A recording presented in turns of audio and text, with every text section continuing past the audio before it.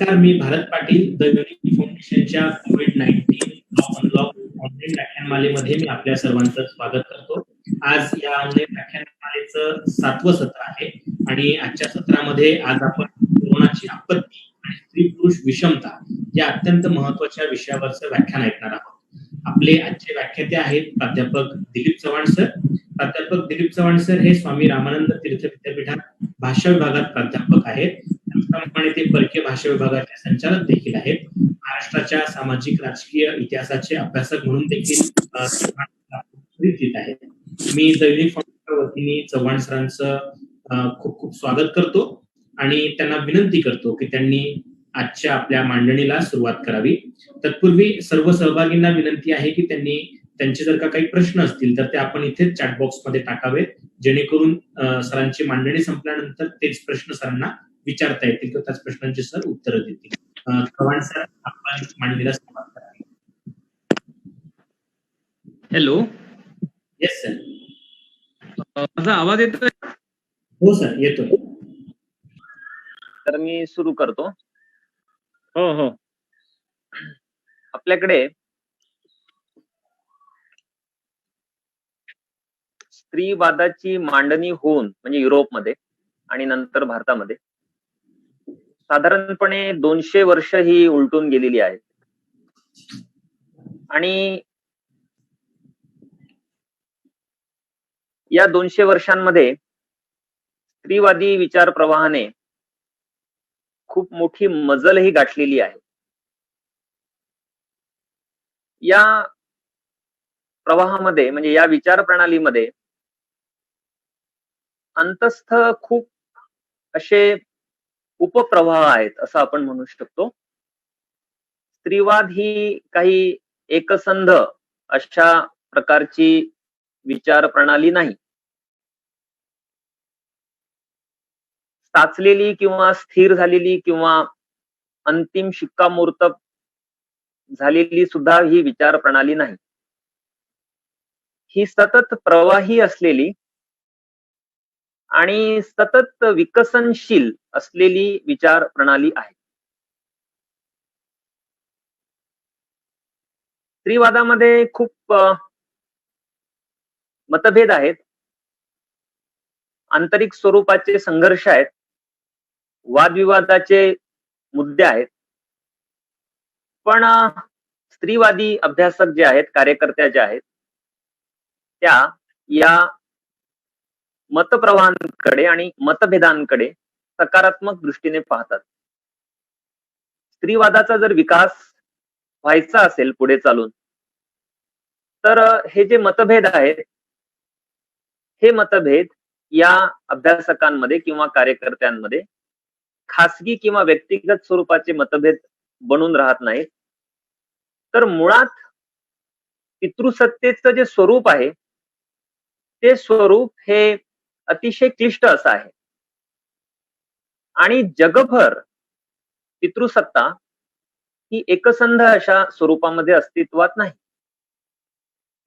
तिचं स्वरूप हे त्या ठिकाणची जी समाज व्यवस्था आहे आणि समाजामध्ये असणारे कुटुंब, धर्म, विविध परंपरा, संस्कृती, अगदी भूगोल सुद्धा, हे सुद्धा पितृसत्तेची घडवणूक करत आलेले आहेत.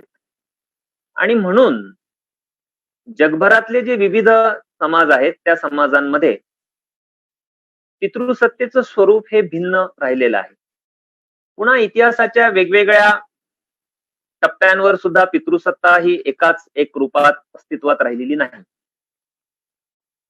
म्हणून स्त्रीवाद्यांमध्ये सुद्धा जे मतभेद आहेत ते मतभेद हे केवळ त्यांच्या आकलनामधले मतभेद नाहीत, तर पितृसत्तेचे जे जटिल रूप आहे, तिचं जे क्लिष्ट रूप आहे, त्या रूपाचं आकलन करून घेत असताना वेगवेगळे विचार आणि पितृसत्तेची वेगवेगळी दर्शनं ही पुढे आलीत.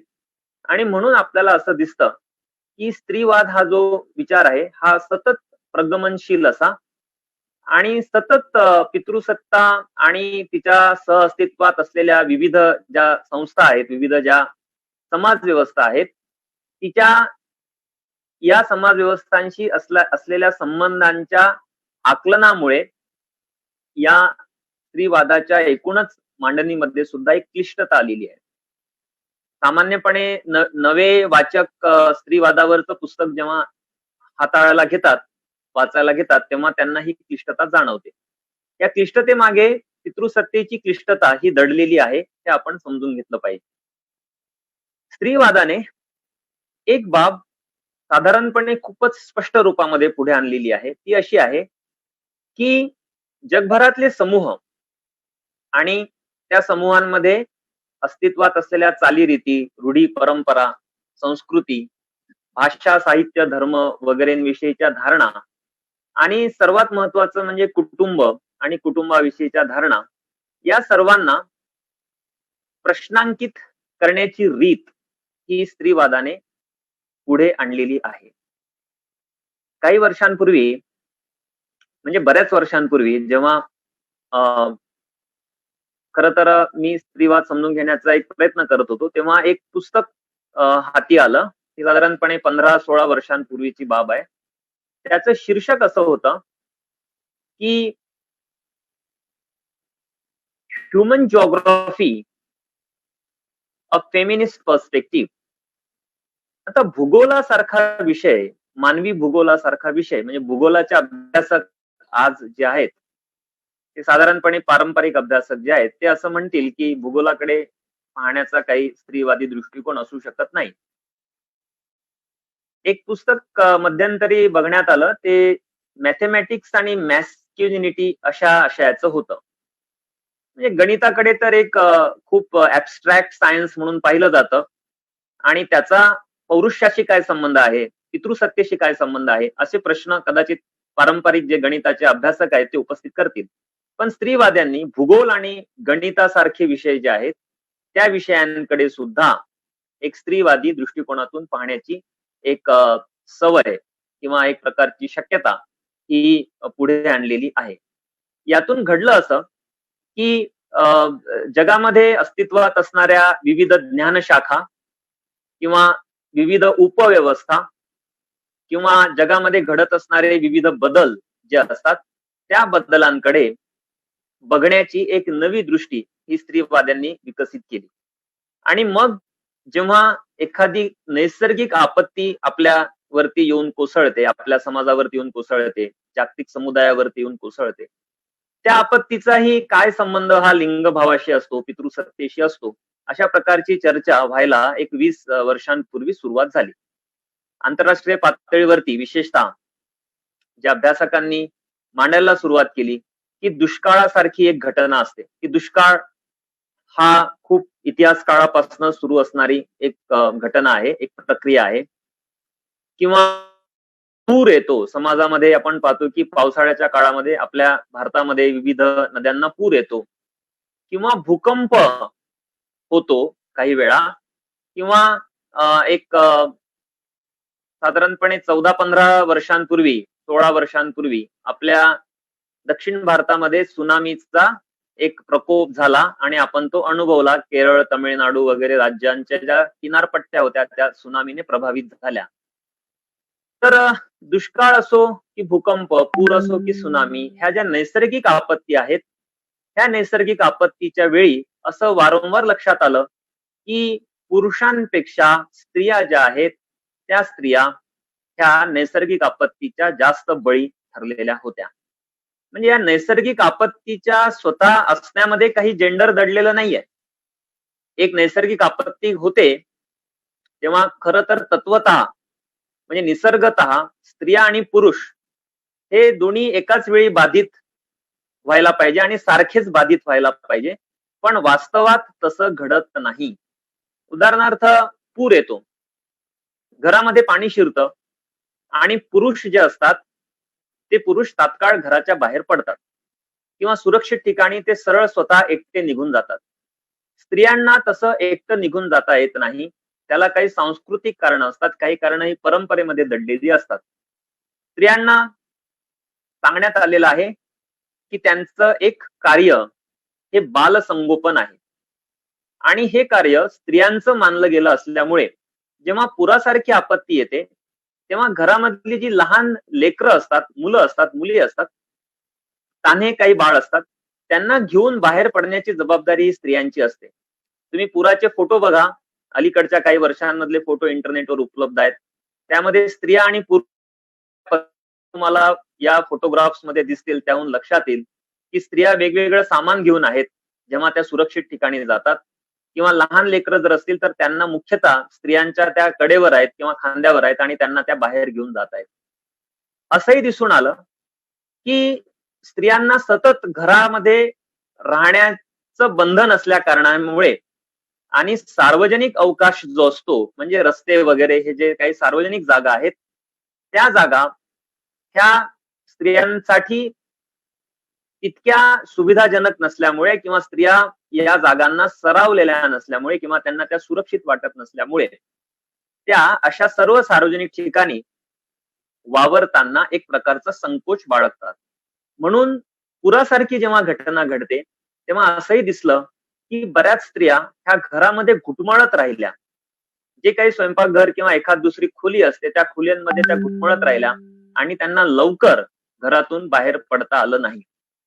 स्त्रियांच्या पेहरावाविषयी लिहिलं गेलं. सिमोन दी बुआ यांचं द सेकंड सेक्स हे पुस्तक आपल्या सर्वांना माहिती आहे आणि इतर अनेक अभ्यासकांनी त्याविषयी लिहिलं की अशा प्रकारचा पेहराव असतो, होता इतिहासामध्ये. म्हणजे आता शहरातल्या मध्यमवर्गीय सुशिक्षित ज्या मुली आहेत, स्त्रिया आहेत, त्या म्हणजे महाराष्ट्रातल्या ज्या मुली आहेत त्या पंजाबी सूटकडे गेल्यात आणि अलीकडे जीन्स पॅन्ट कडे गेलेल्या आहेत. पण हा एक छोटा वर्ग आहे. एक शहरी उच्चवर्गीय स्त्रियांना ही सुविधा आहे की त्या पेहराव बदलता आहेत आणि त्या अधिक सुविधाजनक अशा पेहरावाकडे संक्रमित झालेल्या आहेत. पण वस्तुस्थिती अशी आहे की महाराष्ट्राच्या ग्रामीण आणि निमशहरी भागांमध्ये स्त्रियांना जो काही पारंपरिक पेहराव होता त्या पेहरावाकडून अगदी पंजाबी सूट कडे जाताना सुद्धा खूप मोठा दीर्घ काळ जावा लागला आणि एक संघर्ष स्त्रियांना यासाठी करावा लागला. सांगण्याचा मुद्दा असा की इंग्लंडमध्ये 19वे शतक असेल किंवा भारतामधल्या 19व्या शतकातल्या समाजामध्ये किंवा अगदी 20व्या शतकातल्या समाजामध्ये ज्या प्रकारचा पेहराव स्त्रियांना सुचविण्यात आलेला होता, तोच पेहराव हा त्यांच्या सार्वजनिक अवकाशामधील त्यांच्या वावरावरती मर्यादा आणणारा होता. म्हणजे व्हिक्टोरियन काळामधल्या ज्या उच्च वर्गीय स्त्रिया होत्या त्यांचा झगा एवढा मोठा असायचा की तो झगा आवरून त्यांना सार्वजनिक ठिकाणी साधं चालणं सुद्धा अवघड व्हायचं. आपल्याकडे साडी हा जो पेहरावाचा प्रकार रूढ झाला, हा काही मूळ भारतीय असा पेहरावाचा प्रकार नव्हता. तर वासाहतिक काळामध्ये स्त्रियांना अधिक सन्मानजनक अशा प्रकारचा पेहराव देण्याच्या प्रक्रियेमध्ये साडी हा एक प्रकार रूढ झालेला आहे. तर त्या संपूर्ण प्रक्रियेमध्ये साडी या पेहरावाकडे जरी आपण पाहिलं तरी हे सहजपणे लक्षात येईल की सामान्यपणे लोकल ट्रेन पकडण्याची जर वेळ स्त्रियांना जर आली किंवा धावती बस पकडण्याची जर वेळ स्त्रियांवर आली तर त्या सहजपणे साडी घातलेली नेसलेली असताना त्या पळू शकत नाही आणि ती धावती ट्रेन किंवा बस त्या पकडू शकत नाही.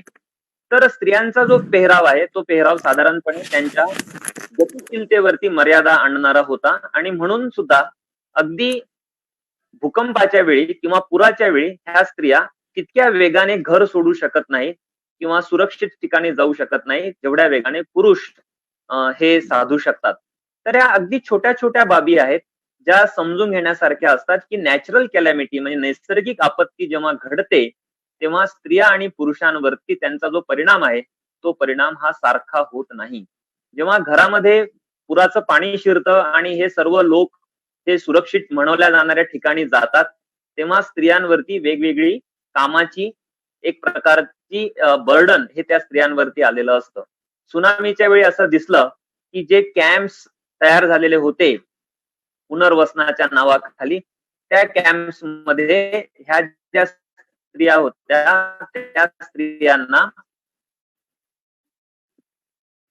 त्या स्त्रियांनी त्यांचे आप्तस्वकीय गमावलेले होते. म्हणजे काही वडील, भाऊ, नवरा किंवा बहिणी, आई ह्या स्वतःचे आप्त गमावलेल्या स्त्रियांना त्यांना शोक व्यक्त करू देण्याची संधी मिळाली नाही, कारण या कॅम्प्स मध्ये म्हणजे या संपूर्ण अशा वस्त्यांना स्त्रियांच्या मानल्या घेण्याला येऊन पडलेल्या. तर नैसर्गिक आपत्तीच्या वेळी सुद्धा पितृसत्ता ही किती कठोरपणे क्रूरपणे ही तिचं जे रूप आहे ते रूप दाखवत असते हे आपल्याला वारंवार दिसून येते.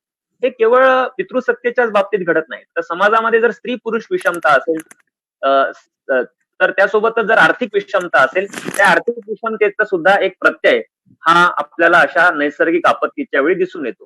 काही वर्षांपूर्वी मी मुंबईला होतो आणि मुंबईला पूर आला. 2006 ची ती घटना होती आणि 5-6 मधला जो मोठा पूर होता त्या पुराच्या वेळी मी मला असं तिथे दिसलं आणि मी वाचलं सुद्धा की फोर्ट आहे तिथे बाहेर होता मधल्या झोपडपट्टी सदृश्य ज्या वसाहती होत्या त्या वसाहतींमध्ये जेवढा पाऊस पडला होता तेवढाच पोर्टलाही पडलेला होता. त्याच्यामध्ये फार अंतर नाही आहे, 15-20 किलोमीटरचं अंतर आहे.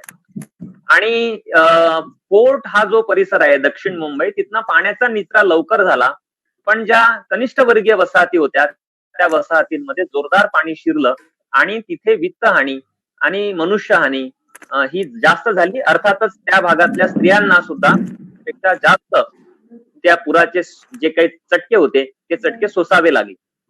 असंच आपल्याला दिसतं की सामाजिक पातळीवरची जी विषमता असते ती सुद्धा या नैसर्गिक आपत्तीच्या वेळी खूप अक्राळ विक्राळ रूपामध्ये सामोरी ती आलेली असते. जेव्हा भूकंप होतात तेव्हा पुनर्वसनाच्या वेळी लोक आपल्या जातीनुसार ज्या असतात त्या वसाहतींची मागणी करतात. किल्लारी वगैरे भूकंपानंतर आणि गुजरात मधल्या भुजच्या भूकंपानंतर ज्याला आता जवळपास 20 वर्ष होत आहेत, आणि त्यानंतर सुद्धा जेव्हा जेव्हा पुनर्वसनाचे मुद्दे आले तेव्हा ती जातीय विषमता होती. ज्या प्रकारच्या जातवार वस्त्यांची रचना आपण ग्रामीण भागामध्ये पाहतो ती रचना ही पुन्हा या संपूर्ण काळामध्ये त्याचा प्रत्यय हा आलेला होता. अगदी आता लॉकडाऊन चा जो काळ होता 1-1.5 महिन्यापूर्वी, जेव्हा बिहार आणि तत्सम राज्यांमध्ये जेव्हा सार्वजनिक ठिकाणी म्हणजे शाळांमध्ये जेव्हा लोकांसाठी विलगीकरणाची सुविधा देण्यात आली तेव्हा सुद्धा जातवार विलगीकरणाच्या रचना ह्या आकाराला आलेल्या होत्या. म्हणजे नैसर्गिक आपत्ती जेव्हा असते तेव्हा आपल्या समाजामधल्या सामाजिक विषमता, आर्थिक विषमता आणि स्त्री पुरुष विषमता ज्या असतात त्या विषमता आपल्याला येत असतो. असं होत नाही की हा आपत्तीचा काळ आहे आणि या आपत्तीच्या काळामध्ये लोक सामाजिक आर्थिक वगैरे किंवा लिंगभावात्मक जी विषमता आहे किंवा जो अपपर भाव आहे किंवा जे पूर्वग्रह आहेत ते विसरतील आणि एक दिलाने एक रूप होतील, एकमेकांशी ते संवाद साधतील आणि एक दिलाने काही प्रकारचं वर्तन करतील किंवा निर्णय घेतील, असं प्रत्यक्षात होत नाही. पण हे सर्व जे मी बोललो ते नैसर्गिक आपत्तीविषयी बोललो. कोरोनाची जी काही संकट आहे, जे काही अरिष्ट आहे आणि नैसर्गिक आपत्ती जी संकल्पना आहे किंवा जे घटित आहे याच्यामध्ये एक फरक आहे. फरक असा आहे की कोरोना सारखी जी महामारी असते, जी साथ असते, ही साथ आपल्याला विचार करायला काही वेळ देते. अचानक घडत नाही. भूकंप अचानक घडतो, ज्वालामुखीचा उद्रेक अचानक होतो किंवा पूर सुद्धा कळत नाही, अचानक रात्रीतनं पाणी गावामध्ये शहरांमध्ये शिरतं. सुनामी तर अगदीच अचानक घडलेलं होतं. त्यामुळे नैसर्गिक आपत्तीमध्ये हे जे अचानक घडण्याचा जो जो जो जो एलिमेंट आहे तो महामारीमध्ये नसतो. उदाहरणार्थ कोरोना महामारी विषयीची चुणूक किंवा एक माहिती किंवा बातमी ही डिसेंबरच्या शेवटी आलेली होती आणि आपल्याकडे पहिलं लॉकडाऊन जाहीर झालं तो मार्च महिन्याच्या 3-4 आठवड्यामध्ये ते जाहीर झालं. म्हणजे एक प्रकारची वेळ ही 2 महिने, 1.5 महिने किंवा 15 दिवस किंवा 7 दिवस ही आपल्याला मिळालेली होती. आता अशा जो मधला काळ हा अशा प्रकारे येतं किंवा युद्धाच्या वेळी सुद्धा एक थोडा अवकाश हा मिळत असतो. माहिती असतं की युद्ध सुरू होणार आहे, सुरू झाल्यानंतर सुद्धा एक काही अवकाश असतो आणि त्या अशा युद्धजन्य परिस्थितीमध्ये किंवा अशा वैद्यकीय स्वरूपाच्या ज्या काही उपाययोजना आपण करतो महामारीच्या वेळी, त्यावेळी सुद्धा काही प्रकारचा अवकाश हा आपल्याला मिळत असतो. पण वस्तुस्थिती अशी आहे की या अवकाशाचा काय उपयोग आपण करून घेतो.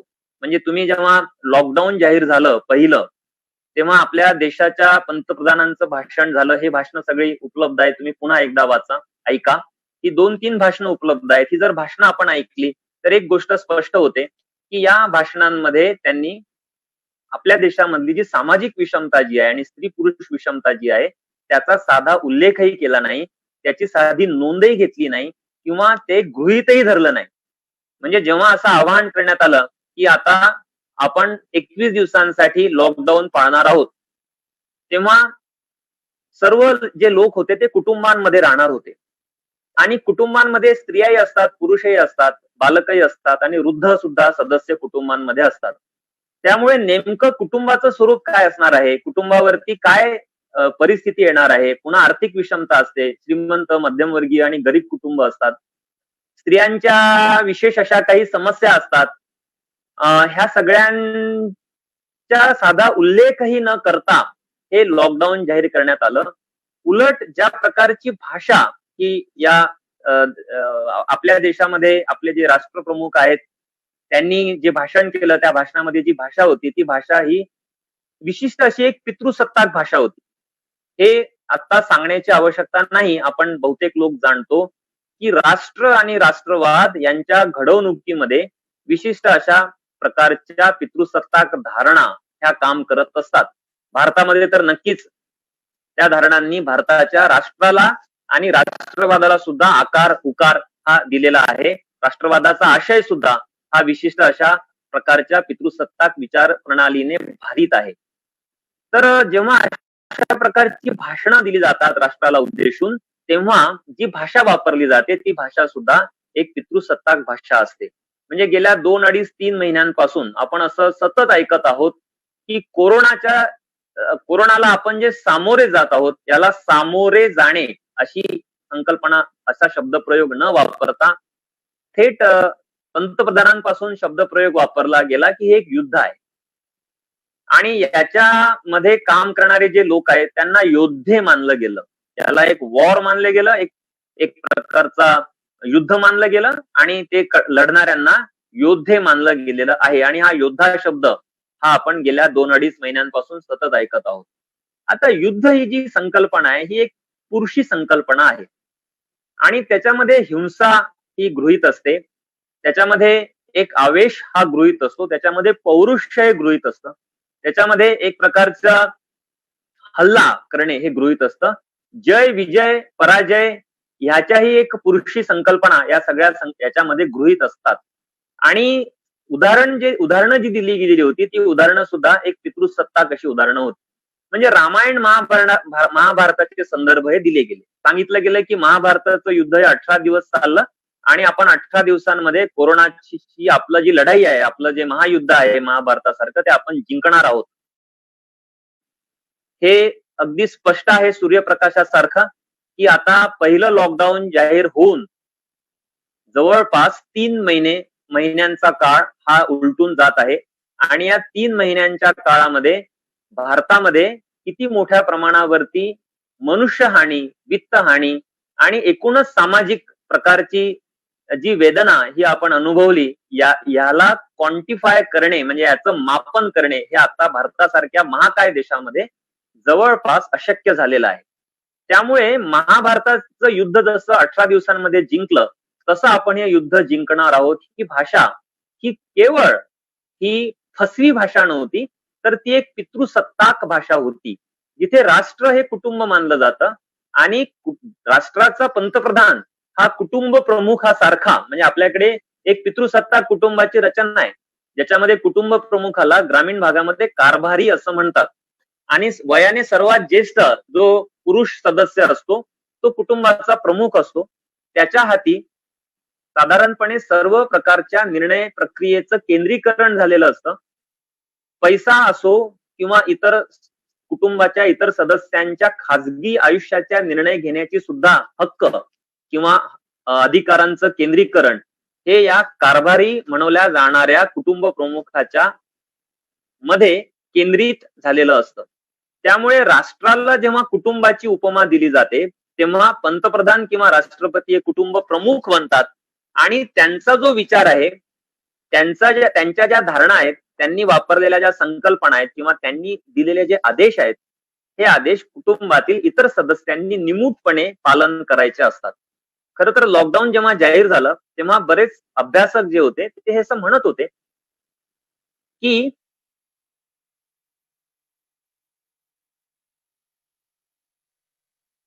ते असं म्हणत होते की लॉकडाऊन हा यावर एकमेव असा प्रभावी सुद्धा असा पर्याय नाही. यातनं आपण समस्या काही काळ थोपवू शकतो आणि जी समस्या आपण आज थोपवत आहोत ती लॉकडाऊन संपल्यानंतर पुन्हा आपल्याला सामोरं जायचं आहे. आता खरं तर लॉकडाऊनच्या काळामध्ये जो अवकाश मिळत होता 21 दिवस, नंतर पुन्हा काय 14 दिवस, नंतर पुन्हा काही दिवस, तर ह्या अवकाशाचा कितपत उपयोग हा आपल्या सत्ताधारी वर्गाने करून घेतलेला आहे, याचं मूल्यमापन करण्याची आता ही योग्य वेळ आहे, पण तो आता आपल्या चर्चेचा विषय नाही. माझा मुद्दा असा आहे की जी भाषा वापरली गेली ती भाषा विशिष्ट अशा प्रकारच्या पौरुष्याला साद घालणारी होती.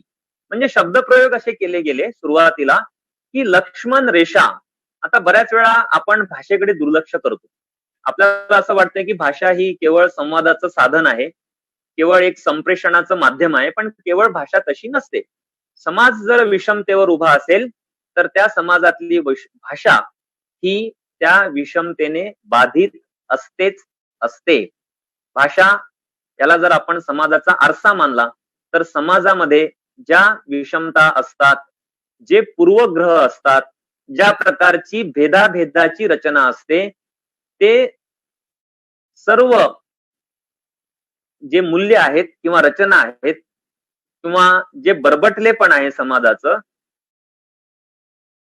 त्याचं एक प्रकारचं प्रत्यंतर आपल्याला त्याचं एक चित्र हे आपल्याला भाषेमध्ये दिसून येतं. भाषा ही त्याला प्रतिबिंबित करतेच.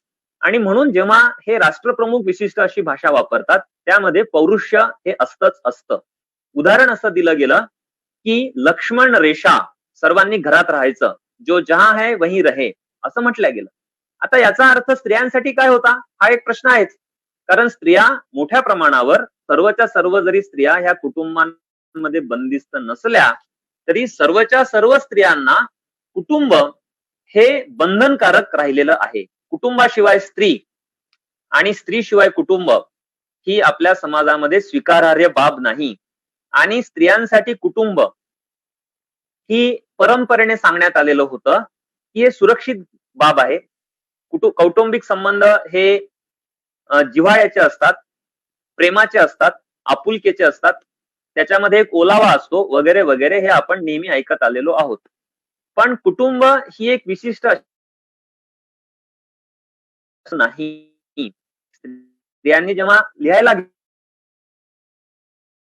घेतलं, जेव्हा आत्मकथा लिहायला लागल्या, कविता लिहायला लागल्या आणि आता स्त्रीवाद्यांनी कुटुंबाचा यांच्या प्रभावात जो विचार पुढे आला त्यामधनं हे पुढे आलं की सर्व प्रकारच्या सामाजिक संस्था ह्या विशिष्ट अशा सत्ता संबंधांनी प्रभावित असतात आणि सर्व प्रकारचे मानवी संबंध, जिथे विषमता आहे, जिथे स्तररचना आहे, जिथे एक प्रकारची भेदाभेदाची रचना आहे, त्या समाजामधले मानवी संबंध हे अपरिहार्यपणे ते सत्ता संबंध असतात. म्हणजे त्याच्यामध्ये एक विशिष्ट अशा प्रकारची सत्ता ही काम करत असते. आणि मग जेव्हा लक्ष्मण रेषा हा शब्द वापरला गेला तेव्हा आपल्याला प्रश्न पडायला हवा होता की रामायणामध्ये कोणत्या संदर्भात लक्ष्मण रेषा ही वापरली गेली, बायबलमध्ये कोणत्या स्वरूपामध्ये, आणि ऍडम आणि ईव यांचे संबंध होते. असं म्हटलं गेलं बायबलच्या कथेमध्ये की ऍडम हा ईवला काही प्रकारच्या सूचना देऊन गेला होता, तरी देखील ईवने ते फळ चाखलं आणि त्याची शिक्षा ही ईवला मिळाली, ऍडमला मिळाली आणि नंतर संपूर्ण मनुष्य जातीला मिळाली. रामायणामध्ये काय कथा आहे की सीतेला लक्ष्मणाने सूचना दिली होती, एक चेतावणी दिली होती की तिने त्याने आखून दिलेली रेषा ओलांडायची नाही. आणि मग सीता ती रेषा ओलांडते आणि मग जे घडतं त्याला रामायण म्हटलं गेलं की सीतेमुळे रामायण घडतं, असं आपण वारंवार समाजामध्ये ऐकतो. का रामायण घडलं तर सीतेने लक्ष्मण रेषा ओलांडली. सीतेने लक्ष्मण रेषा ओलांडली म्हणजे काय, तर तिने तिचा दीर म्हणजे लहान वयाने किंवा नात्याने लहान असलेल्या व्यक्तीचा म्हणजे पुरुषाचा आदेश धुडकावला आणि असा पुरुषाचा आदेश किंवा त्याने दिलेली चेतावणी धुडकावल्यामुळे त्याची शिक्षा ही सीतेला मिळाली, रामाला मिळाली, लक्ष्मणाला मिळाली आणि नंतर मोठ्या युद्धाला सामोरं जावं लागलं. म्हणजे स्त्रिया जर पुरुषांच्या अंकित नसतील तर त्या विशिष्ट अशा प्रकारच्या संकटाचं कारण बनतात, असा संदेश बायबल आणि रामायणासारखे धर्मग्रंथ देतात. आणि या धर्मग्रंथांमधले दाखले हे राष्ट्राचे प्रमुख उजळ माथ्याने ते त्यांच्या भाषणांमध्ये सादर करतात. आणि सामान्य लोक जे असतात, जे धर्माच्या प्रभावात असतात किंवा पितृसत्तेची त्यांना जाण नसते, त्यांना याची कल्पना येत नाही की एका अतिशय अभूतपूर्व अशा महामारीवरती एका देशाचा राष्ट्रप्रमुख हा भाष्य करतो आणि ते भाष्य करत असताना तो या महामारीचं विशिष्ट अशा प्रकारचं धार्मिक परिभाषेमध्ये या महामारीला तो त्याचं वर्णन करत असतो किंवा तो याचं एक आध्यात्मिकीकरण करत असतो. महाभारताचं युद्ध आपण 18 दिवसांमध्ये जिंकलं, सबब आपण हे युद्ध सुद्धा जिंकू, अशी अतिशय फसवी आणि बेजबाबदार भाषा ही या व्याख्यानांमधनं सादर केली गेली. पण तिचा साधारणपणे आकलन करून घेण्याची क्षमता ही सामान्य जनतेची नसते, कारण त्यांनी काही स्त्रीवाद वाचलेला नसतो किंवा धर्मग्रंथ हे सुद्धा चिकित्सेसाठी खुले असतात. हा किमान पातळीवरचा विचार सुद्धा या स्त्री पुरुषांकडे आलेला नसतो. दुसरा एक शब्दप्रयोग दुसऱ्या भाषणामध्ये केला गेला, तो सप्तपदी असा होता. आता तुम्हाला असं वाटेल की सप्तपदीचा शब्दप्रयोग तर केलेला आहे, पण हे आपण लक्षात घेतलं पाहिजे की सप्तपदी असो अथवा कुठलाही शब्द असो, हा केवळ शब्द हा शब्द म्हणून केवळ नसतो, तर शब्दाच्या पाठीमागे विशिष्ट अशा प्रकारचे सांस्कृतिक संदर्भ असतात, विशिष्ट अशा प्रकारचे भौतिक सुद्धा संदर्भ हे शब्दांच्या मागे दडलेले असतात. त्यामुळे सप्तपदी सारखा अतिशय घृणास्पद शब्द, अतिशय घृणास्पद प्रथा आहे ती. तिच्या मागची कथा अशी आहे की प्राचीन काळामध्ये जेव्हा स्त्रियांचा विवाह होत असते, विवाह संस्था ही स्थिर झाल्यानंतर, तेव्हा स्त्रिया आणि पुरुष म्हणजे नवरा आणि बायको म्हणजे वधू आणि वर यांना 7 फेरे घ्यावे लागायचे आणि हे 7 फेरे पूर्ण होईपर्यंत त्या स्त्रीवरचा अधिकार हा आर्यांमधल्या देव नावाच्या गटामधल्या पुरुषांचा होता. म्हणजे हा जो वांशिक दृष्ट्या किंवा सांस्कृतिक दृष्ट्या आर्यांमधला श्रेष्ठतम असा जो गट होता, ज्याला देव संबोधलं गेलं, या देव नावाच्या गटामधल्या पुरुषांचा अधिकार हा आर्य अनार्य सर्वच स्त्रियांवर होता आणि 7 फेरे होईपर्यंत तो अधिकार या पुरुषांचा अबाधित राहत असे.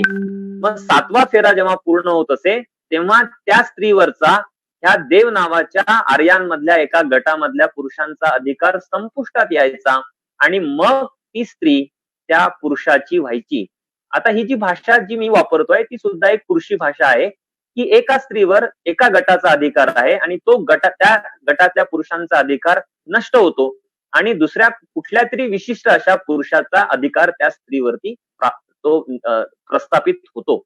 आता विवाह जी आहे घटना ही स्त्रियांच्या लैंगिकतेवरती नियंत्रण आणणारी घटना आहे. तिचं जे हस्तांतर आहे म्हणजे ते हस्तांतरच असतं. म्हणजे कन्यादान हा जो शब्द प्रयोग आहे, तो जो विधी आहे, त्या विधीमध्ये एका मुलीचं हस्तांतरण हे तिच्या वडिलांकडून म्हणजे पित्याकडून तिच्या नवऱ्याकडे होत असतं. म्हणजे ती स्वतःच्या शरीरावरचा हक्क अबाधित ठेवणारी व्यक्ती नाही आहे, तर तिच्या शरीराचं म्हणजे तिच्या सेक्शुअलिटीचं म्हणजे तिच्या लैंगिकतेचं हस्तांतरण हे तिच्या वडिलांकडून म्हणजे माहेरकडच्या पितृसत्तेकडून सासरकडच्या नवऱ्याकडच्या पितृसत्तेकडे ते संक्रमित होत असतं. तर हे जे शब्द प्रयोग आहेत, सप्तपदी असो किंवा कन्यादान असो, अशा शब्दांचा प्रयोग जेव्हा समाजामध्ये होत असतो, तेव्हा त्या प्रथा ज्या असतात त्या प्रथांचा केवळ उल्लेख होत नाही, तर त्यांना विशिष्ट अशा प्रकारची अधिमान्यता ही बहाल केली जाते. आणि अशा प्रथा परंपरा ज्या आहेत त्या प्रथा परंपरा हा चिकित्सेचा विषय बनत नाही, कारण राष्ट्रप्रमुखाला तुम्ही कुटुंब प्रमुखाचा दर्जा दिलेला आहे, राष्ट्राला तुम्ही कुटुंबाचा दर्जा दिलेला आहे. त्यामुळे असे जे शब्दप्रयोग असतात, असे शब्दप्रयोग हे चिकित्सेचा विषय बनत नाही, कारण ते कुटुंब प्रमुखाने वापरलेले असतात. जेव्हा एखादं लग्न होतं तेव्हा राजरोसपणे उघडपणे कन्यादान आणि सप्तपदी सारखे विधी हे होत असतात, तेव्हा कुणीही या विधींना प्रश्नांकित करत नाही, कुणीही प्रश्न विचारत नाही, कारण या विधींच्या प्रती एक प्रकारची सार्वमान्यता ही संस्कृतीने, धर्माने, पितृसत्तेने तयार केलेली असते. त्यामुळे राष्ट्रप्रमुख जेव्हा अशा शब्दांचा वापर करतात तेव्हा ते भारतामधल्या विशिष्ट अशा प्रकारच्या पितृसत्ते ला अधिमान्यता बहाल करत असतात. ही गोष्टच आपण लक्षात घेत नाही. आपण ही भाषणं ऐकतो, माना डोलावतो आणि असं म्हणतो की देशाचा प्रमुख आहे, त्याने घेतलेला निर्णय जो असेल तो योग्यच असेल. मला हे निर्णय योग्य होते की नव्हते याविषयीची टिप्पणी करायची नाहीये.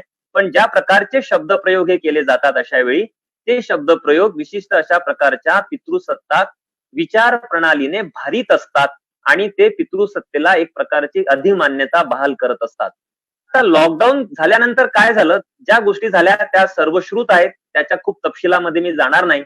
एक गोष्ट ही तातडीने पुढे अशी आली की स्त्रियांवरच्या श्रमाचा बोजा हा अचानकपणे वाढला. म्हणजे सुरुवातीला मी जेव्हा काही नोकरदार स्त्रियांशी संवाद साधला तेव्हा हे गोष्ट चटकन पुढे आली की संपूर्ण दिवसचा दिवस या स्त्रियांचा जो आहे तो घरकाम करण्यामध्ये जात होता. म्हणजे मध्यमवर्गीय कुटुंबांमध्ये मोलकरणी येतात काम करण्यासाठी आणि 2, 3, 4 प्रकारच्या मोलकरणी सुद्धा काही कुटुंबांमध्ये कामासाठी येतात आणि त्या जवळपास सर्व जो काम आहे ते काम हे संपवून निघून जातात. आता इथे एक तिढा आहे बघा की एक मध्यमवर्गीय स्त्री ही स्वतःच्या कामाचं हस्तांतरण हे दुसऱ्या कनिष्ठ वर्गीय स्त्रीकडे करते. येते म्हणजे काय येते की एका स्त्रीचं काम हे दुसऱ्या स्त्रीकडे वर्ग केलं जातं. आता फ्रान्स मधल्या एका स्त्रीवादी अभ्यासिकेने अशी खंत व्यक्त केली, ती असं म्हणाली की मला अपराधीपणाची भावना वाटते जेव्हा एका मोलकरणीला मी माझं काम सांगते. तर एवढी कमालीची संवेदनशीलता ही आपल्या समाजामध्ये निर्माण झालेली नाही. आपल्या समाजामध्ये मोलकरणीकडे कसं पाहिलं जातं हे आपण काही वर्षांपूर्वी खोब्रागडेंच्या IAS असलेल्या एका महिला अधिकाऱ्यांनी ज्या प्रकारचं वर्तन हे एका मोलकरणी सोबत अमेरिकेमध्ये केलं तेव्हा दिसून आलं. त्यानंतर पुण्यामध्ये एक प्रकरण घडलं ज्याला खोले प्रकरण असं म्हणतात की या खोले नावाच्या ज्या महिला होत्या त्यांनी दुसऱ्या यादव नावाच्या एका महिलेसोबत ज्या प्रकारचं वर्तन केलं त्याहूनही मोलकरणींना भारतामध्ये कसं पाहिलं जातं हे आपण समजून घेऊ शकतो. तुम्हाला जेव्हा थोडासा वेळ असेल तेव्हा तुम्ही संत जनाबाईंचे अभंग आणि रचना जरूर वाचा. म्हणजे मोलकरीण ही व्यक्ती ही केवळ आधुनिक काळातलं घटित आहे असं जे वारंवार समजलं जातं, मांडलं जातं, त्या धारणेपासून आपण मुक्त होऊ. अगदी प्राचीन काळापासून म्हणजे उमा चक्रवर्तींचा वेदिक दासीवरचा निबंध आहे आणि कॉम्रेड शरद पाटलांचं दासशूद्रांच्या गुलामगिरीवरचं पुस्तक आहे. ह्या सगळे प्राचीन संदर्भ असं सांगतात की दास्या ज्या होत्या ही प्राचीन घटित आहे आणि संत जनाबाईंचे जे अभंग आहेत ज्यामध्ये त्या त्यांच्या श्रमाचं वर्णन करतात. त्या सांगतात की काय प्रकारचं दारिद्र्य हे त्यांना अनुभवायला आलेलं होतं आणि साधं डोक्याला लावण्यासाठी तेल सुद्धा मिळत नाही इतक्या सूक्ष्मतेत जाऊन जनाबाईंनी त्यांची जे दुःख आहे त्यांची जी वेदना आहे ही वेदना मांडलेली आहे. त्यामुळे प्राचीन आणि मध्ययुगीन काळापासून विशिष्ट अशा प्रकारचं दास्यत्व हे स्त्रियांनी अनुभवलेलं आहे. स्त्रिया ह्या एकसंध नव्हत्या, आजही नाहीत. त्यामुळे मध्यमवर्गीय स्त्रिया आणि कनिष्ठ वर्गीय स्त्रिया अशा स्वरूपाचा भेद आजही आपल्याला समाजामध्ये पाहायला मिळतो आणि त्यांच्यामध्ये कुठल्याही प्रकारचा भगिनी भाव हा दिसत नाही.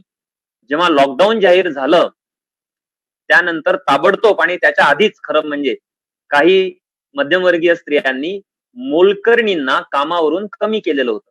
तर मी बऱ्याच मध्यमवर्गीय स्त्रियांशी जेव्हा बोललो तेव्हा सगळ्यांकडनं एक भाषा अशी येत होती की ह्या ज्या स्त्रिया आहेत ह्या स्त्रिया आमच्यामध्ये कोरोनाला संक्रमित करू शकतात.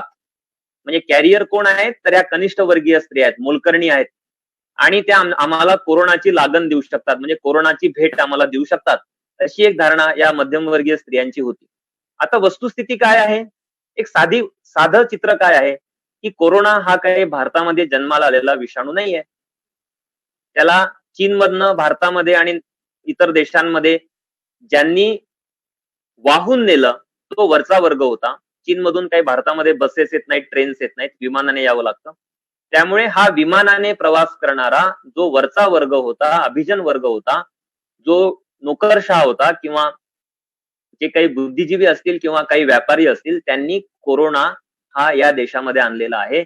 पण साधारणपणे सर्व मध्यमवर्गीयांनी इतक्या तडकाफडकीने या मोलकरणींना कामावरून कमी करून टाकलं, या धारणेतून की ह्या स्त्रिया ज्या आहेत, ह्या स्त्रिया आमच्यामध्ये कोरोनाला संक्रमित करतील. असं कुणीही म्हणालं नाही की आमच्याकडून या मोलकरणींना कोरोनाचं संक्रमण होईल. आम्ही मध्यमवर्गीय आहोत.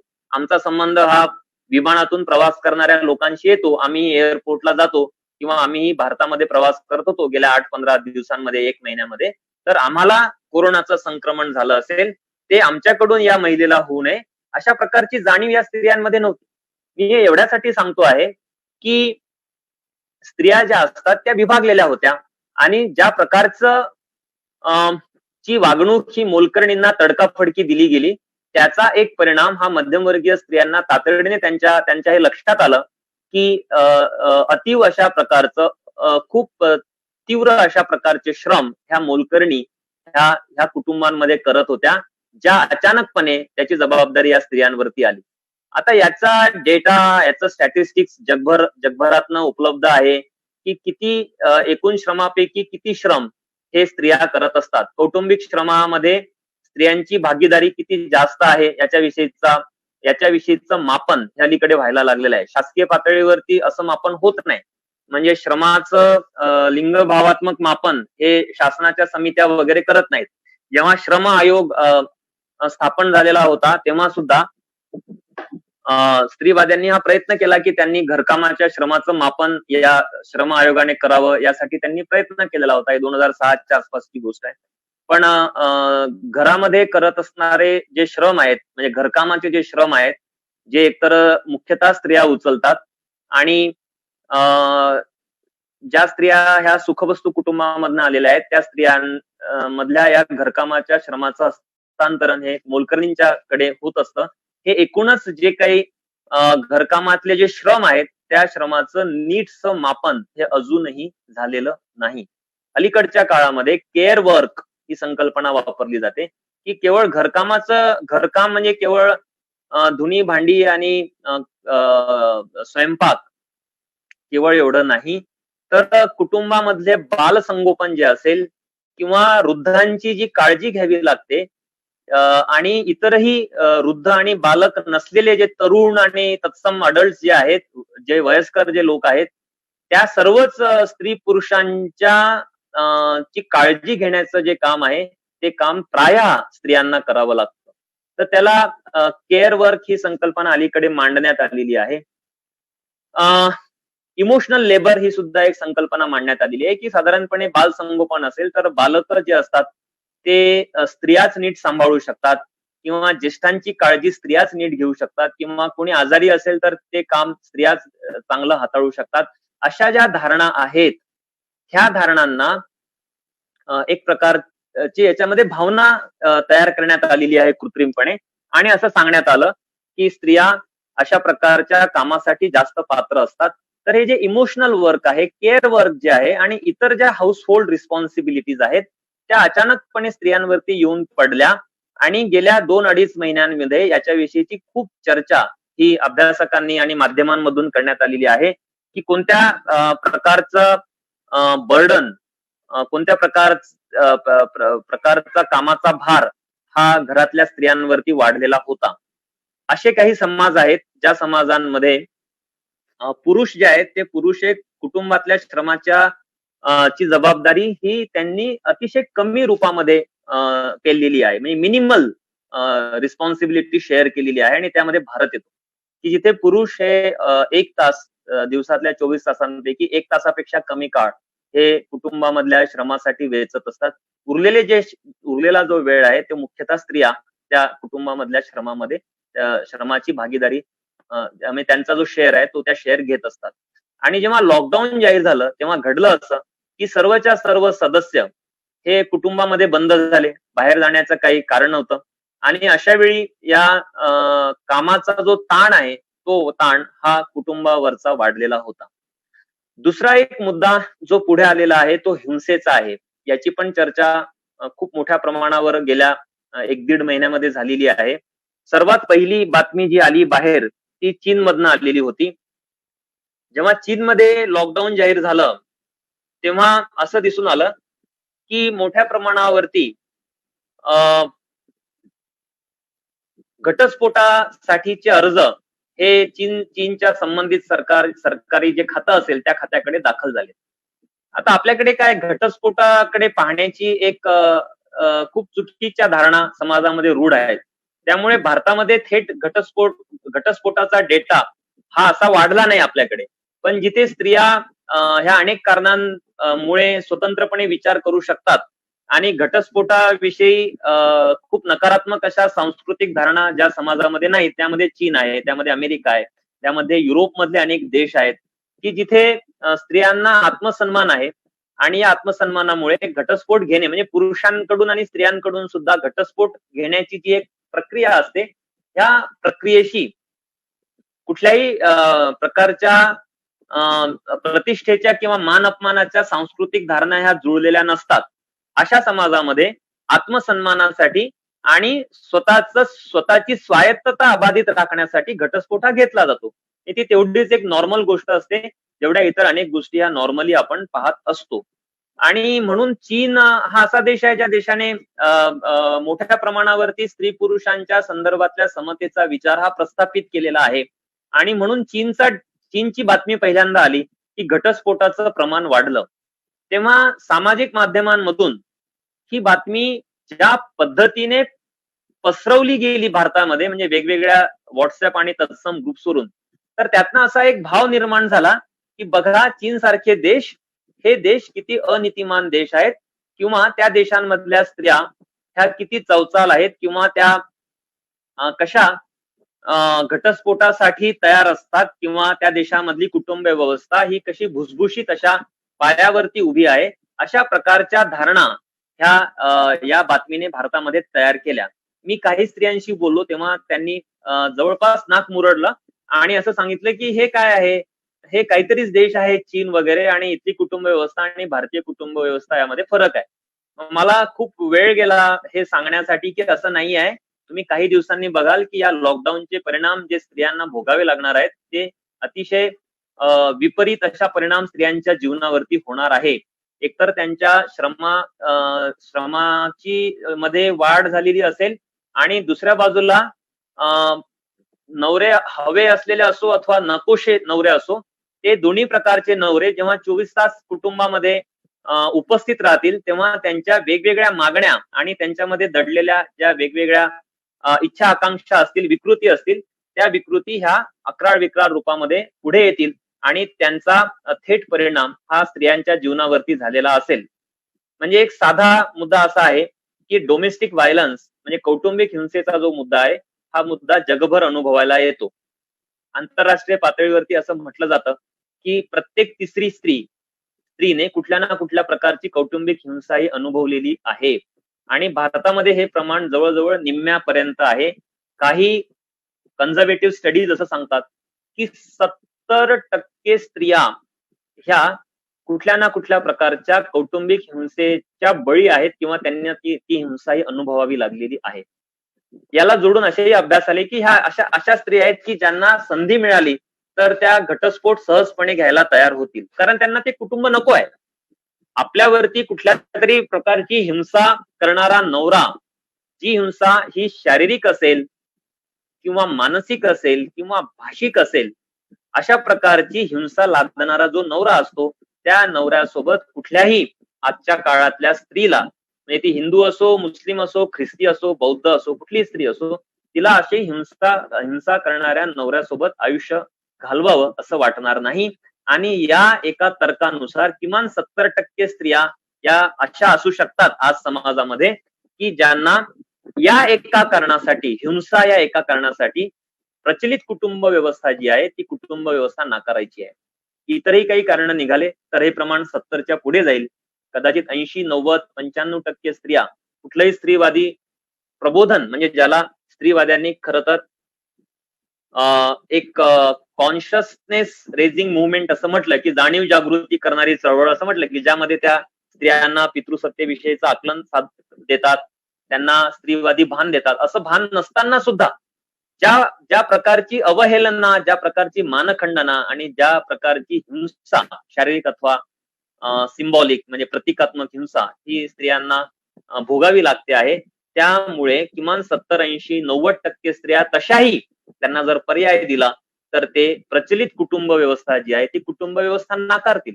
आणि या लॉकडाऊनच्या काळामध्ये तर चीनच नव्हे, अमेरिकाच नव्हे, इटली आणि स्पेनच नव्हे, तर भारतामध्ये सुद्धा असं दिसलं की मोठ्या प्रमाणावरती हिंसेला या स्त्रियांना सामोरं जावं लागलं.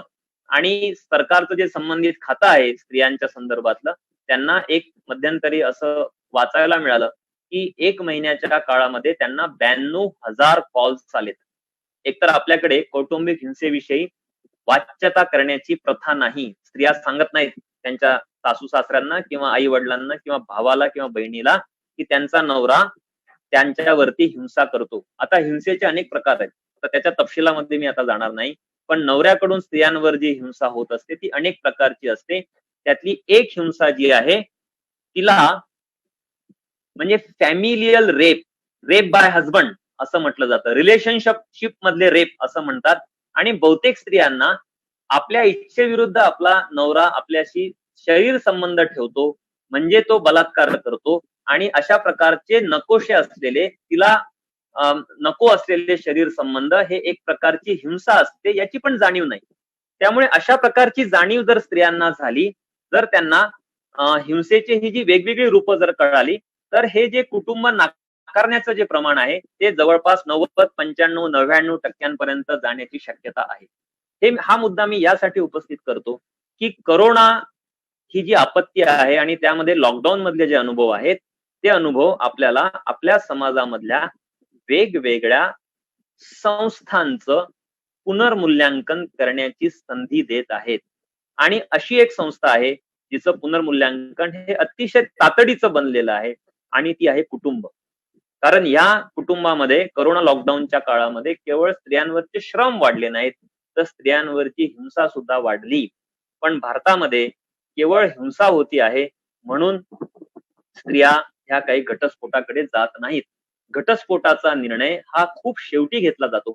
आणि जेव्हा हिंसा आणि असहाय्यतेची एक परिसीमा गाठली जाते, जेव्हा सर्व प्रकारचं जगणं हे असह्य बनतं, तेव्हा स्त्रियांपुढे 2 पर्याय राहतात. एक तर आत्महत्या करणे, म्हणजे काही वर्षांपूर्वी स्त्रिया विहिरीमध्ये जीव द्यायच्या, नंतर त्या रॉकेल ओतून स्वतःला जाळून घ्यायच्या आणि अलीकडच्या काळामध्ये आत्महत्येचे अनेक प्रकार हे पुढे आलेले आहेत.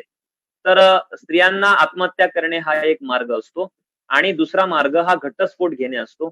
पण घटस्फोटाशी संबंधित ज्या धारणा समाजामध्ये प्रचलित आहेत त्यामुळे आपल्याकडे घटस्फोट घेण्याचं प्रमाण हे कमी आहे. तिल्या घरी सुखी राहा, आता तुझं डोली या घरामध्ये गेली, तिथून आता तुझं शवच बाहेर येईल, म्हणजे अस्थिच बाहेर येतील, म्हणजे तुझी आता अंत्ययात्राच तिथून निघेल. अशा प्रकारच्या म्हणी वाक्प्रचार ह्या भाषेमध्ये प्रचलित आहेत. आणि स्त्रियांना सांगण्यात येते की या कुटुंबातून तू आता घटस्फोटित स्त्री म्हणून बाहेर येऊ शकत नाही.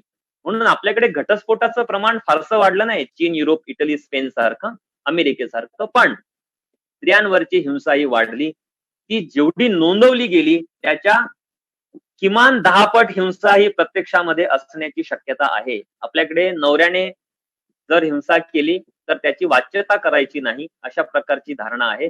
आणि त्यामुळे ही वाच्यता ही बाहेर केली जात नाही. एखाद्या सरकारी खात्याला कळवणे ही गोष्ट तर खूप लांबची आहे, त्यामुळे भारतामध्ये ते फारसं घडत नाही. तरी देखील 92,000 कॉल्स येणे ही गोष्ट सांगते की कुटुंब जे आहे ते कुटुंब हे स्त्रियांसाठी सुरक्षित असं ठिकाण नाही. हा मुद्दा अलीकडच्या काळामध्ये उपस्थित यासाठी झालेला आहे की ज्या प्रकारचं सरकार हे महाराष्ट्रामध्ये आणि भारतामध्ये अस्तित्वात आहे, पूर्वी पण महाराष्ट्रामध्ये 5 वर्ष होतं, आता भारतामध्ये 10 वर्षांसाठी ते आहे. यांनी कुटुंबाविषयीच्या काही धारणा समाजामध्ये प्रचलित केलेल्या आहेत आणि ह्या कुटुंबाचं आपल्याला पुनर्मूल्यांकन करणे आवश्यक आहे.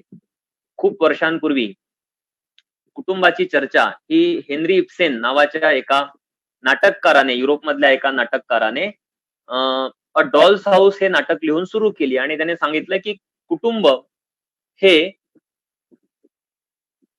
स्त्रियांसाठी सुरक्षित नाही. म्हणजे त्यातली जी नोरा नावाचं जे पात्र आहे ते नोरा पात्र हे कुटुंबाच्या बाहेर पाऊल टाकतं आणि असं म्हटलं गेलं की संपूर्ण युरोप हादरला. नोराने कुटुंबाच्या बाहेर म्हणजे घराच्या बाहेर पाऊल टाकलं आणि युरोप मधली पितृसत्ता हादरली. एवढं मोठं खरं तर शक्ती, एवढी मोठी ताकद ह्या एका स्त्रीने घराच्या बाहेर टाकलेल्या पावलामध्ये होती. आता याला महाराष्ट्रामधल्या नाटककारांनी कसा प्रतिसाद दिला? तर महाराष्ट्रातल्या नाटककारांनी जी नाटकं लिहिली त्याच्यामध्ये अनेक नाटककार होते. अत्र्यांनी सुद्धा एक नाटक लिहिलं घराबाहेर नावाचं आणि या नाटकामधून त्यांनी सांगितलं की बाहेर स्त्री सुरक्षित नाही. मग स्त्री कुठे सुरक्षित आहे?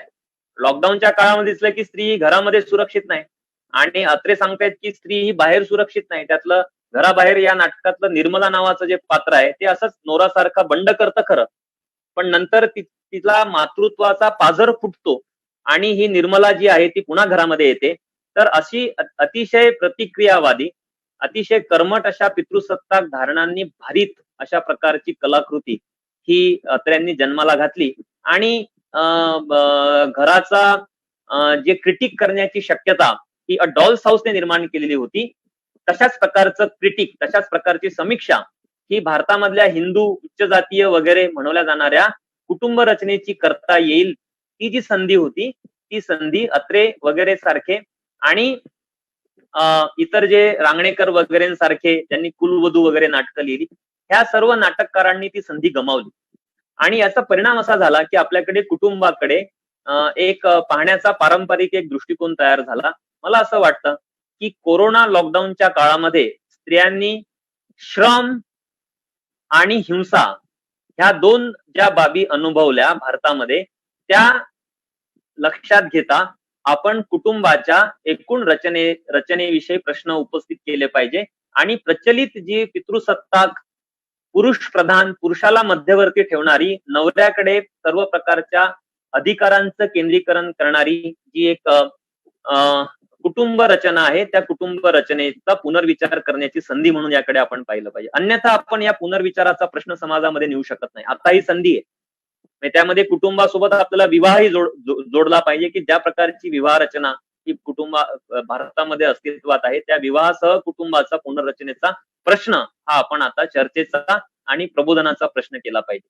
आता या व्यतिरिक्त अनेक मुद्दे, सूक्ष्मतम असे मुद्दे हे कोरोना आपत्तीच्या संपूर्ण संकट समयी हे पुढे आलेले आहेत. उदाहरणार्थ, ज्या प्रकारचं विस्थापन झालं कामगारांचं, त्याच्यामध्ये स्त्रियाही होत्या आणि पुरुषही होत्या. त्यामध्ये दोन्ही भरडले गेले, पण स्त्रिया ह्या जास्त भरडल्या गेल्या. स्त्रिया ह्या मोठ्या प्रमाणावरती असंघटित आणि अनौपचारिक क्षेत्रामध्ये श्रम वेचत असतात.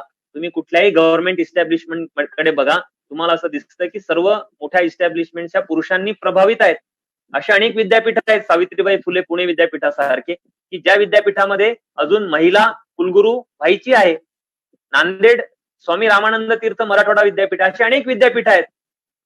मुंबई विद्यापीठामध्ये अपवादाने एक महिला कुलगुरू काही काळ होत्या. डॉक्टर बाबासाहेब आंबेडकर मराठवाडा विद्यापीठाला मी जेव्हापासून पाहतो आहे गेल्या काही वर्षांपासून, तर तिथे महिला कुलगुरू नाही. मी एक उदाहरणासाठी केवळ हे घेतो आहे. तुम्ही कुठल्याही सरकारी प्रस्थापित रचना बघा, नोकरशाहीची रचना बघा, ब्युरोक्रॅट्स बघा, तर सार्वजनिक ठिकाणी औपचारिक क्षेत्रामध्ये पुरुषांचं वर्चस्व आहे आणि अनौपचारिक क्षेत्रातलं जे काम आहे ते स्त्रिया करतायत.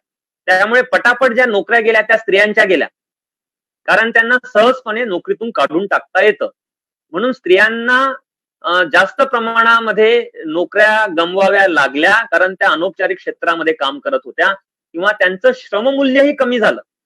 म्हणजे मी नांदेड परिसरामध्ये राहतो, इथे सर्व भागातले मजूर परत आले एप्रिल महिन्यामध्ये आणि तेव्हा हळद वगैरेची काही कामं होती, तर हे कामं करण्यासाठी स्वस्त मजूर उपलब्ध झाले.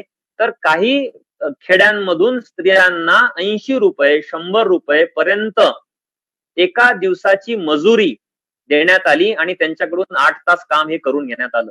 पुरुषांची मजुरी 300 रुपये होती, ती 150 पावणे 200 रुपयांपर्यंत खाली आली आणि स्त्रियांची मजुरी जी 300 रुपयांपेक्षा कमी होती ती 100, 120, 80 आणि काही वेळा 5 तासांच्या कामासाठी 60 रुपये. म्हणजे खरं तर आता शहरामधले मध्यमवर्गीय हे 60 रुपये हे एखाद्या रेस्टॉरंट मधल्या एक कप कॉफीवरती आपण खर्च करतो, पण नांदेड आणि मराठवाड्यासारख्या अतिशय मागास प्रदेशामधल्या स्त्रियांना 5 तासांच्या शेतमजुरीसाठी केवळ 60 रुपये मिळतात, ही आजची परिस्थिती आहे. त्यामुळे कोरोना या अरिष्टाचा जो परिणाम पुरुषांवर झाला तो तर विपरीत होताच, पण स्त्रियांवर झाला तो अधिक विपरीत होता. हे जगभर अनुभवायला आलेलं आहे. महायुद्धांच्या काळामध्ये सुद्धा हे अनुभवायला आलं की आधी स्त्रियांच्या नोकऱ्या गेल्या, काही वेळा स्त्रियांना नोकऱ्या करण्यासाठी प्रवृत्त केलं गेलं महायुद्धाच्या काळामध्ये, पण युद्ध संपल्यानंतर सांगण्यात आलं की स्त्रियांनी पुन्हा घरात जावं, कुटुंब सावरावीत, बालसंगोपन करावं आणि स्त्रियांनी जी कामं केली होती आणि स्वतःची कर्तबगारी दाखवली होती ती कामं, त्या कामाच्या जी ठिकाणं, ती पदं ही पुन्हा पुरुषांकडे वर्ग केली गेली. हे पहिल्या आणि दुसऱ्या महायुद्धाच्या काळामध्ये अनुभवायला आलं. कोरोनाच्या काळामध्ये सुद्धा दिसलं की मोठ्या प्रमाणावरती जे श्रमजीवी ज्या स्त्रिया होत्या त्यांचं काम गेलं आणि त्यांना पुन्हा काम मिळण्याची शक्यता आता धुसर झाली. जे लोक नोकरी करतात औपचारिक क्षेत्रामध्ये त्यांच्या नोकऱ्या जात नाहीत. 3-3, 4-4 महिने शासकीय कार्यालय बंद होती, शाळा महाविद्यालय बंद होती, तिथे पुरुष मुख्यतः नोकरी करत असतात. पण स्त्रियांचे ज्या नोकऱ्या आणि कामं गेली त्या पुन्हा आल्या नाहीत. आशा वर्कर्स आणि नर्सेस विषयी खूप चर्चा झालेली आहे. ही चर्चा आपण वाचली असेल तर नर्सेस ह्या खूप मोठं काम करतायत गेल्या काही काळापासून, पण यांना कुठल्याही प्रकारची सुरक्षा ही बहाल करण्यात आलेली नाही. यांना पदोपदी वारंवार एक अवहेलना ही वैद्यकीय क्षेत्रामध्ये अनुभवायला येते.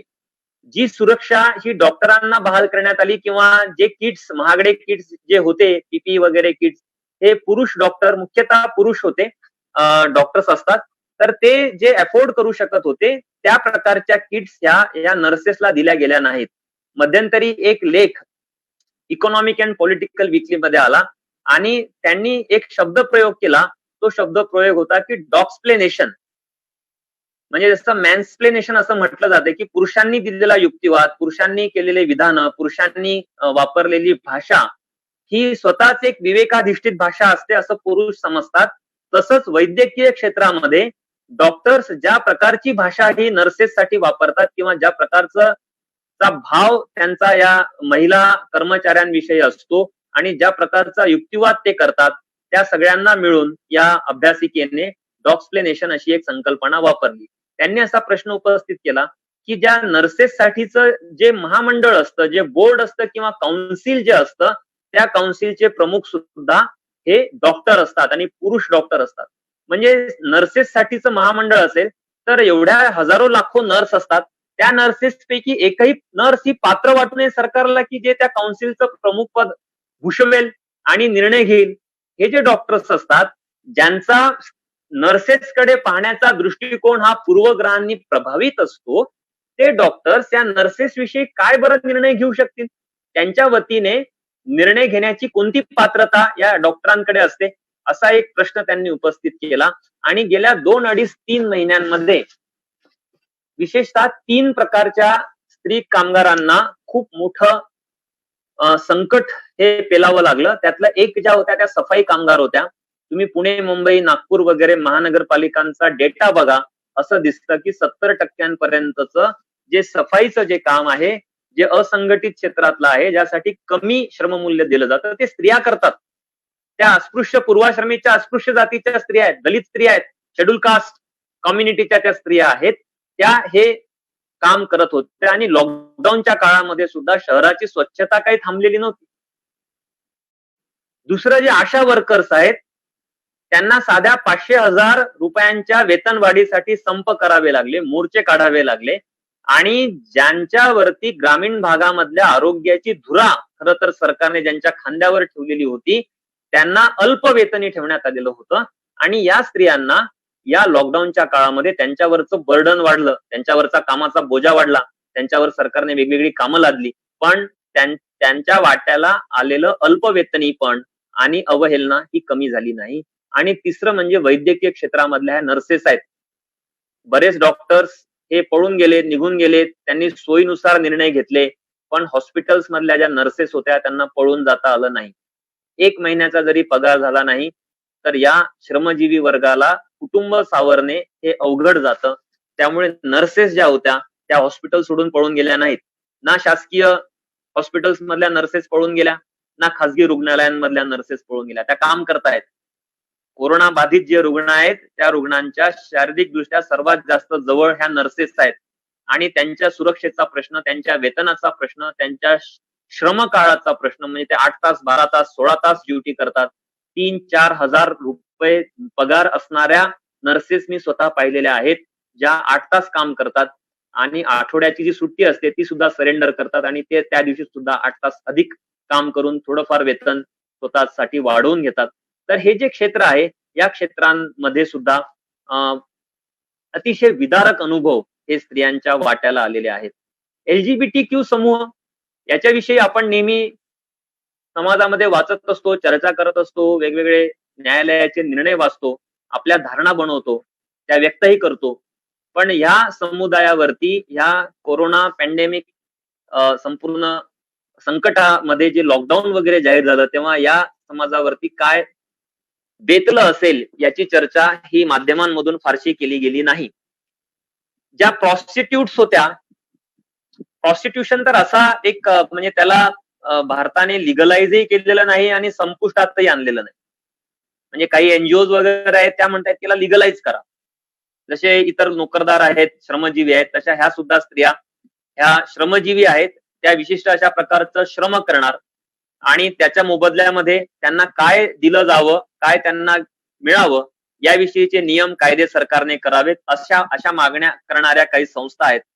आणि काही संस्था, काही चळवळी, काही संघटना अशा आहेत की ज्या वेश्या व्यवसाय जो आहे तो पूर्णपणे अबॉलिश करावा कायद्याने किंवा इतर प्रबोधनाच्या चळवळीच्या माध्यमातून अशा भूमिका घेत आहेत. तुर्तास मी यावर आता भाष्य करणार नाही. पण या लॉकडाऊनच्या काळामध्ये ज्या प्रॉस्टिट्यूट्स होत्या, ज्या वेश्या होत्या, त्यांना काय प्रकारच्या संकटांना सामोरं जावं लागलेलं होतं याची चर्चा माध्यमांमधून करण्यात आली नाही. मी 2.5-3 महिन्यांपासून जे काही वाचतो आहे, टीव्हीवर बघतोय, त्याच्यामध्ये हा मुद्दा कुणीही पुढे आणला नाही. सांगण्यात आलं की 6 मीटर अंतर ठेवा, सांगण्यात आलं की वारंवार हात धुवा, सांगण्यात आलं की फिजिकल सोशल डिस्टन्सिंग पाळा. पण अशा काही वेश्यांच्या वस्त्या आहेत म्हणजे जगभर, भारतभर, भारतात मुंबई असेल, पुणे असेल, कोलकाता असेल की जे सगळ्यात मोठी वेश्यांची वसाहत कोलकात्यामध्ये आहे. ह्या वसाहतींमध्ये एका खोलीमध्ये 10 ते 50 वेश्यांना झोपावं लागतं. तेव्हा 6 मीटर अंतर बाळगण्याची जी चैन जी मध्यमवर्गीयांना परवडणारी होती, स्वतःच्या कुटुंबामध्ये सुद्धा 6 मीटर अंतर बाळगायचं होतं, ते तेवढं अंतर हे काही या वेश्यांना पाळता आलेलं नव्हतं. वारंवार तुम्ही हात सॅनिटाईज करा, अन्न पदार्थाविषयी काळजी घ्या.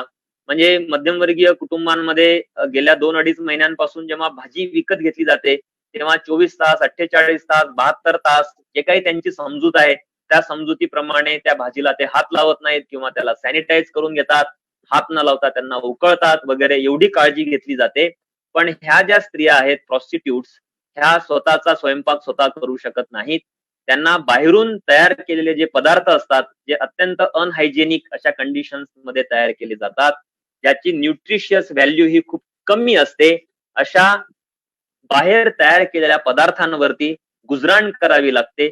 लॉकडाऊनच्या काळामध्ये हे सगळं बंद झालेलं होतं, त्यांचा व्यवसायही थांबलेला होता. म्हणजे कुटुंबातली स्त्री आणि बाहेरची वेश्या यांच्या काही तुलना ह्या अगदी मेरी ओल्स्टोनक्राफ्ट पासून ते अलीकडच्या रॅडिकल स्त्रीवाद्यांपर्यंत करण्यात आलेल्या होत्या. तर दोन्ही प्रकारच्या ज्या स्त्रिया होत्या त्यांचे दुःख आणि त्यांचे अनुभव वेगळे होते. साधा कॉन्ट्रासेप्टिव्ह ज्या आहेत, कोण्या स्त्रीला कॉपर्टी असेल, कुठल्या स्त्री कुठल्या प्रकारची औषधं घेत असेल, गोळ्या घेत असेल कुटुंब निरोधासाठी, किंवा पुरुष असतील जे विशिष्ट अशा प्रकारचे कुटुंब निरोधक वापरत असतील, ते अचानकपणे जाहीर केलेल्या लॉकडाऊनमुळे ह्या स्त्रियांना ह्या सर्व साधनांना त्यांना ती साधनं उपलब्ध झाली नाहीत. त्यामुळे किती स्त्रियांना अनप्रोटेक्टेड सेक्सला सामोरं जावं लागलं असेल, यामुळे किती मोठ्या प्रमाणावरती प्रेग्नन्सीचं प्रमाण हे वाढलेलं असेल हे येणाऱ्या 1-2 महिन्यांमध्ये दिसेल. त्याचा डेटाही पुढे येईल आणि किती स्त्रियांना मग यातून अर्थातच अतिशय विदारक असलेला जो अनुभव असतो, ज्याला आपण म्हणतो की गर्भपाताचा अनुभव, हा अनुभवाला आता या एप्रिल नंतर मे, जून, जुलै, ऑगस्ट महिन्यांमध्ये हजारो लाखो स्त्रियांना ह्या अनुभवाला सामोरं जावं लागेल. तर स्त्री वेश्या असो अथवा ती कुणाची बायको असो, त्यांच्या विशिष्ट अशा प्रकारच्या सेक्शुअलिटीशी संबंधित अशा प्रकारचे प्रश्न हे या काळामध्ये निर्माण झालेले होते. त्याची चर्चा आणि त्याची वाच्यता ही फारशी बाहेर झाली नाही. खरं तर स्त्रियांनी या संदर्भामध्ये बोलतं झालं पाहिजे की 2-2.5 महिने नवरा हा कुटुंबामध्ये उपस्थित होता आणि या काळामध्ये त्यांचे अनुभव काय राहिलेले आहेत.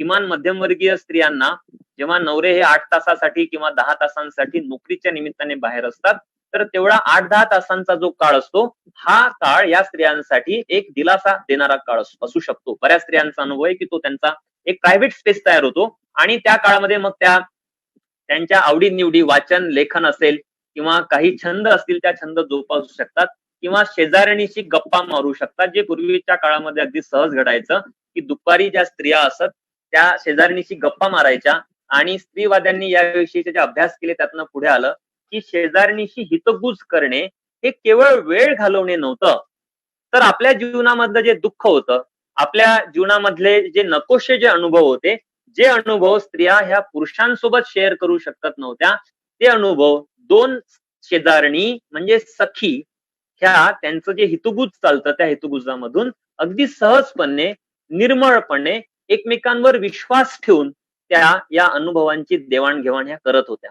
आता लॉकडाऊन मध्ये घडलं असं की शेजाऱ्याकडे बघण्याचाच दृष्टिकोन हा संशयाचा झाला.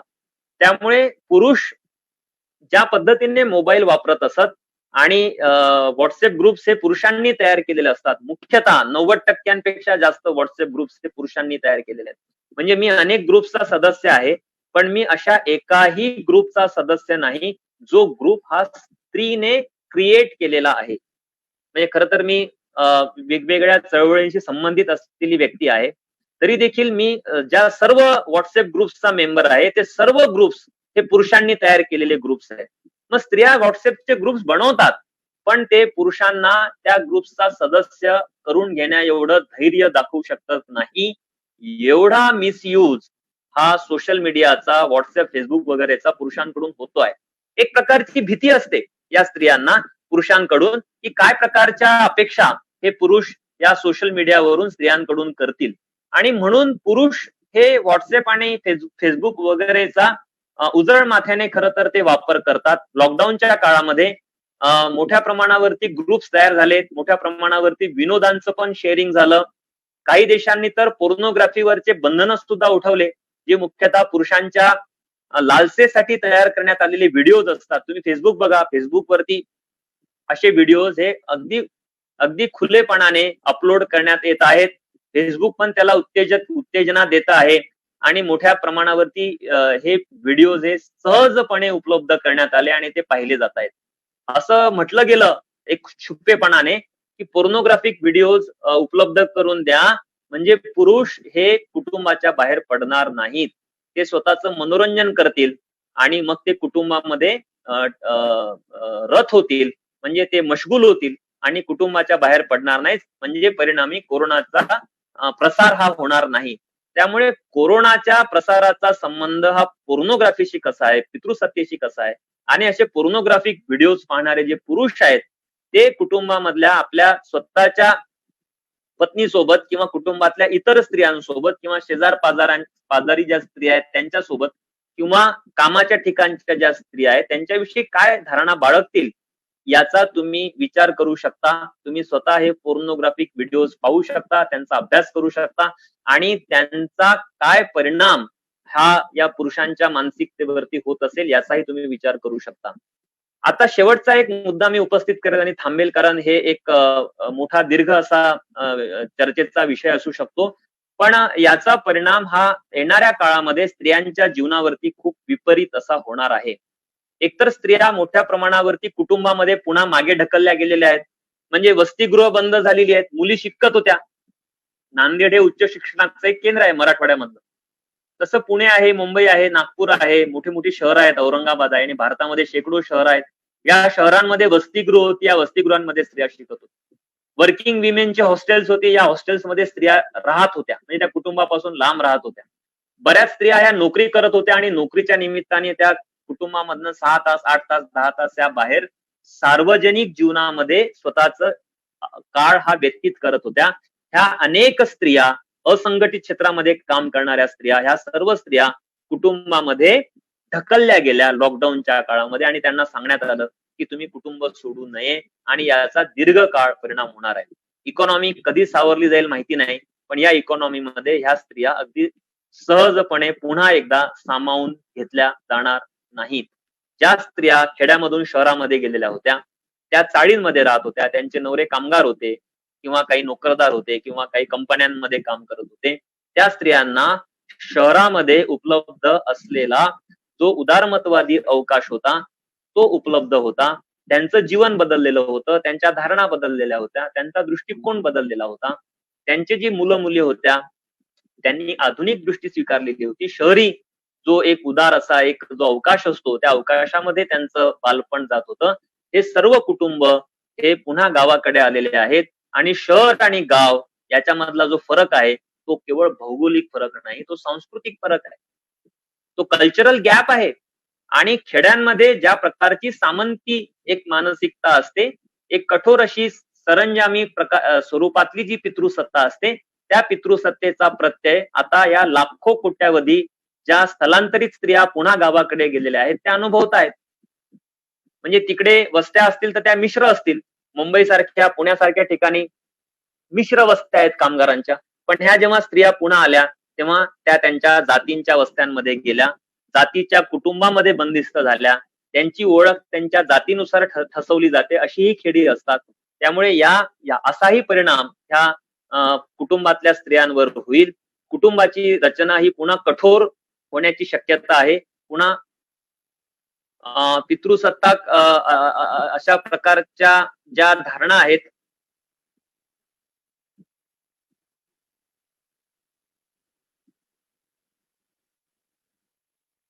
काय झालं? लवकर.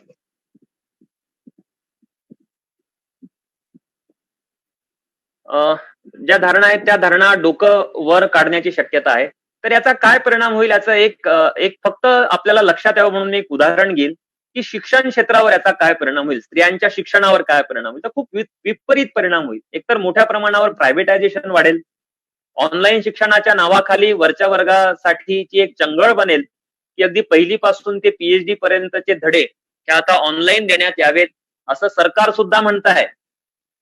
युजीसी वगैरे महाविद्यालय विद्यापीठांचा सुद्धा मोठ्या प्रमाणावरती असा एक आग्रह आहे की ऑनलाईन शिक्षणाकडे त्यांनी जावं आणि पुन्हा शाळा बंद करण्याकडे सरकार जात आहे. आपल्याकडे मुलींना स्मार्टफोन वापरू दिला जात नाही, शहरांमधून सुद्धा आणि खेड्यांमधून सुद्धा. ग्रामीण भागामध्ये, शहरामध्ये कनिष्ठ वर्गीय कुटुंबामध्ये जर स्मार्टफोन असेल तर तो फक्त पुरुष कुटुंब प्रमुखाकडे असतो किंवा इतर मुलांकडे असतो, मुलींकडे शक्यतोवर तो नसतो. असला तरी त्याचा वापर कसा केला जावा हे मॉनिटरिंग कुटुंबांमध्ये सुरू असतं. त्यामुळे ऑनलाईन क्लासेसचा सुद्धा एक असा युनिफॉर्म असा एक इम्पॅक्ट हा स्त्रिया आणि पुरुषांवर म्हणजे मुलं आणि मुलींवर होणार नाही. पुन्हा जी आर्थिक विपन्नावस्था कनिष्ठ वर्गीय कुटुंबांना सोसावी लागणार आहे, त्यामुळे मुलींना पुन्हा शहरामध्ये पाठवावं, वसतिगृहामध्ये शिकवावं, वसतिगृहाची फी भरावी, मेसची फी भरावी, महाविद्यालय आणि विद्यापीठांच्या अभ्यासक्रमांची फी भरावी, अशी मानसिकता राहणार नाही. हे तर 100 वेळा सिद्ध झालेलं आहे की जेव्हा कुटुंबाची स्थिती ही मुलगा आणि मुलगी या दोघांना शिकवण्याची नसते, तेव्हा मुलीचं शिक्षण हे मागं ठेवलं जातं आणि मुलाचं शिक्षण हे पुढे रेटलं जातं. मुलाला महागडी शाळा दिली जाते, मुलीचं लग्न करून दिलं जातं. हा अनुभव आहे. मुलाला शहरामध्ये पाठवलं जातं, वसतिगृहामध्ये ठेवलं जातं आणि मुलीला ज्या गावामध्ये कॉलेज असेल, शाळा असेल तिथे शिकवलं जातं किंवा अगदी जवळच्या कॉलेजला पाठवलं जातं किंवा नाममात्र प्रवेश घेतला जातो. हा अनुभव ग्रामीण भागामध्ये, शहरामध्ये कनिष्ठ मध्यम वर्गीय कुटुंबांमध्ये हा नेहमीचा अनुभव आहे. त्यामुळे जेव्हा अर्थव्यवस्था ढासळलेली असेल 2-3 महिन्यांनी ते लक्षात येईल आणि जेव्हा स्त्रियांच्या संदर्भात निर्णय घेण्याची वेळ येईल तेव्हा या मुलींच्या शालेय आणि महाविद्यालयीन जीवनावरती मोठा परिणाम झालेला असेल. मी अशा विद्यापीठामध्ये शिकवतो जिथे मुली येतात त्या कुटुंबामध्ये खूप संघर्ष करून आलेल्या असतात. कारण नांदेड मध्ये मी शिकवतो आणि लातूर, परभणी आणि नांदेड जिल्ह्यामधनं विद्यार्थिनी येतात. आता नांदेड, लातूर, परभणी, हिंगोली, यवतमाळ हे जे जिल्हे आहेत, या जिल्ह्यांमध्ये खूप महाविद्यालय असतात. तिथेही मुलींना शिकता येतं. मग नांदेड मध्येच विद्यापीठात का जायचं? परभणीला तो कोर्स आहे, लातूरला अमुक अमुक कोर्स आहे, तो विद्यापीठातच कशासाठी करायचा? हे पटवून देण्यासाठी मुलींना त्यांच्याकडे असणारा युक्तिवाद, त्यांची विवेकशीलता जी आहे ती सगळी पणाला लावावी लागते. तेव्हा कुठे ह्या मुली 2 वर्षांसाठी म्हणजे पोस्ट ग्रॅज्युएशनसाठी नांदेड सारख्या विद्यापीठामध्ये दाखल होतात. आता कोरोना नंतर देशाची अर्थव्यवस्था काय बिघडायची ती नंतर कळेल, पण कुटुंब ढासळलेली आहेत, कुटुंब भयभीत झालेली आहेत आणि अशा काळामध्ये पुन्हा मुलींना सहज सुलभपणे विद्यापीठांच्या अभ्यासक्रमांना प्रवेश दिला जाईल किंवा कोचिंग क्लासेस साठीचा गुंतवणूक केली जाईल अशी शक्यता नाही. अगदी अलीकडे तर हे खूप दिसत आहे की मोठ्या प्रमाणावरती लग्न उरकून घेण्याचा प्रघात पडलेला आहे ग्रामीण भागामध्ये. म्हणजे आता कोरोनाच्या नावे लोक जमा करता येत नाहीत, नातेवाईकांना सुद्धा सांगितलं नाही तरी चालतं, कोणाला राग येणार नाही, या सबबी खाली मोठ्या प्रमाणावर मुलींची लग्न होत आहेत. आता ही मुलींची लग्न होत आहेत म्हणजे ती जुळवली जात आहेत त्यांच्या इच्छेविरुद्ध. त्यांची इच्छा लक्षात न घेता ती लग्न होत आहेत. यामध्ये अनेक लग्न ही बालविवाह असण्याची शक्यता आहे. याचा डेटा आपल्याकडे नाही, पण याचे अभ्यास झाले पाहिजे की गेल्या 1.5-2 महिन्यांमध्ये विशेषतः ग्रामीण आणि शहरी भागात सुद्धा जे विवाह हे तातडीने जुळवले गेले आणि पैसे वाचवण्याच्या हेतूने खाजगी अशा स्वरूपात ही विवाह ही तडकाफडकी लावून दिले गेले, चोरून लावून दिले गेले. यामध्ये त्या स्त्रियांच्या म्हणजे त्या मुलींची इच्छा ही गृहीत धरली होती की किंवा काय, याचे अभ्यास हे पुढे आले पाहिजे. आणि कुटुंब, विवाह, धर्म, संस्कृती आणि अगदी शिक्षण प्रणाली सुद्धा जिचं खाजगीकरण होत आहे, ती एक पितृसत्ताक खरं तर प्रणाली आहे. वरच्या वर्गाच्या हिताची ती शिक्षण प्रणाली आहे. ह्या सर्वच ज्या समाजातल्या उपव्यवस्था ज्या आहेत त्यांचं पुनर्मूल्यांकन करण्याची संधी म्हणून आपण या कोरोना संकटाकडे पाहिलं पाहिजे. मी आता इथे थांबतो. मी किती वेळ बोललो याकडे माझं लक्ष नव्हतं, पण जर मी वेळेच्या मर्यादेचा भंग केला असेल तर तुम्ही कृपया मला माफ करा. आणि यानंतर काही प्रातिनिधिक स्वरूपामधले काही प्रश्न असतील तर त्या प्रश्नांना सामोरं जायला मला नक्कीच आवडेल. संयोजकांचे मी इथेच आभार मानतो आणि श्रोते, प्रेक्षक जे काही आहेत त्या सर्वांचे आभार मानतो. आणि काही प्रश्न असतील तर या प्रश्नांना नक्कीच उत्तर द्यायला मला आवडेल. तर प्रश्न चॅट बॉक्स मध्ये तुम्ही लिहा किंवा जे संयोजक आहेत ते मला कळवतील माझ्या व्यक्तिगत नंबरवरती. भारत, तुम्ही कृपया मला सांगा निवडून, कारण खूप 23 कॉमेंट्स आहेत, मी एवढ्या वाचू शकत नाही, मला खूप वेळ जाईल. तोपर्यंत एका प्रश्नाचं तुम्ही तयारी करा, तोपर्यंत मी एका प्रश्नाचं उत्तर देतो. एक प्रश्न असा आहे की याचा परिणाम हा पुरुषांवर सुद्धा कसा होणार आहे. तर एक मुद्दा हा सतत स्त्रीवाद्यांना सांगावा लागतो आहे बचावात्मक परिभाषेमध्ये बऱ्याच वेळा, की स्त्रीवाद हा स्त्रियांविषयीचा विचार नाहीये, तो पुरुषांविषयीचाही विचार नाहीये, तर तो समाज व्यवस्थेविषयीचा विचार आहे जी पितृसत्ताक आहे. आणि ती केवळ पितृसत्ताक नाहीये, तर ती भारतासारख्या देशामध्ये जाती व्यवस्थाक असेल, वर्ग व्यवस्थाक असेल, म्हणजे भांडवलदारी सुद्धा समाज व्यवस्थेचं एक रूप आहे. पुन्हा वांशिक पण एक रूप असू शकतं, किंवा धर्म वगैरे सुद्धा एक प्रभावी व्यवस्था म्हणून काम करतात. त्या केवळ सांस्कृतिक व्यवस्था नाहीयेत, तर त्या बळकट अशा सांस्कृतिक आणि राजकीय आणि कौटुंबिक आणि धार्मिक आणि भौतिक सुद्धा व्यवस्था आहेत. धार्मिक व्यवस्था या त्याच्याकडे खूप मोठी इस्टॅब्लिशमेंट्स आहेत. ते भारतामध्ये नोंदणीकृत शाळांपेक्षा नोंदणीकृत धर्मस्थळांची म्हणजे धार्मिक संस्थांची संख्या जास्त आहे. त्यांच्याकडे असणारी साधन संपत्ती मोठी आहे. त्यामुळे पितृसत्तेसोबत इतर व्यवस्थांचा विचार करणारा हा विचार आहे आणि यामध्ये पुरुषांचाही विचार हा केला जातो. पितृसत्तेच्या बळी केवळ स्त्रिया नाही आहेत, तर पितृसत्तेचे बळी पुरुषही आहेत. म्हणजे पुरुष हे पितृसत्तेचे लाभार्थी आहेत, पुरुष हे पितृसत्तेचे वाहक आहेत आणि पुरुष हे पितृसत्तेचे बळी देखील आहेत. विशिष्ट अशा प्रकारचा पितृसत्ताक धारणा पुरुषांना बाळगाव्या लागतात, त्यामुळे ते कोलमडून पडतात. तुम्ही बघा की हार्ट अटॅकचं प्रमाण पुरुषांमध्ये जास्त आहे. कोविडचे बळी पुरुष हे जास्त होते. पुरुषांची प्रतिकार क्षमता कमी आहे. आत्महत्या करण्याचं प्रमाण पुरुषांचं जास्त आहे. अकारणचा ताण बाळगण्याचं एक दडपण किंवा एक जबाबदारी पुरुषांना येते. ह्या व्यतिरिक्त ज्या सार्वजनिक क्षेत्रामध्ये पुरुष हे स्वतःचं शौर्य गाजवत असतात असं त्यांना वाटतं, त्या सार्वजनिक क्षेत्रामधल्या सर्व अपप्रवृत्त्या ह्या पुरुषांमध्ये शिरलेल्या असतात. मग युद्धखोरी असो, हिंसा असो किंवा परधर्म द्वेष दंगली असो, टेररिझम असो किंवा भ्रष्टाचार असो, ह्या सर्वांचं वहन म्हणजे समाजामधल्या हे जी नकारात्मक मूल्य आणि सांस्कृतिक रचना आहेत याचं वहन करण्याची, त्याचं समर्थन करण्याची जबाबदारी पुरुषांवरती येऊन पडते आणि ही जबाबदारी पुरुषांना त्यांच्यामध्ये असलेल्या मानव्याचं हरण करते. ते स्वतःमध्ये असलेलं मानव्य हे गमावतात आणि हिंस्र बनतात. त्यांच्यामधल्या ज्या अमानवी प्रवृत्ती ज्या असतात त्या अमानवी प्रवृत्ती ह्या पुरुषांच्या विवेकाचा ताबा घेतात आणि हे असे मानव्य हरवलेले जे पुरुष आहेत ते स्त्रियांच्या आणि पुरुषांच्याही दुःखास कारणीभूत ठरतात.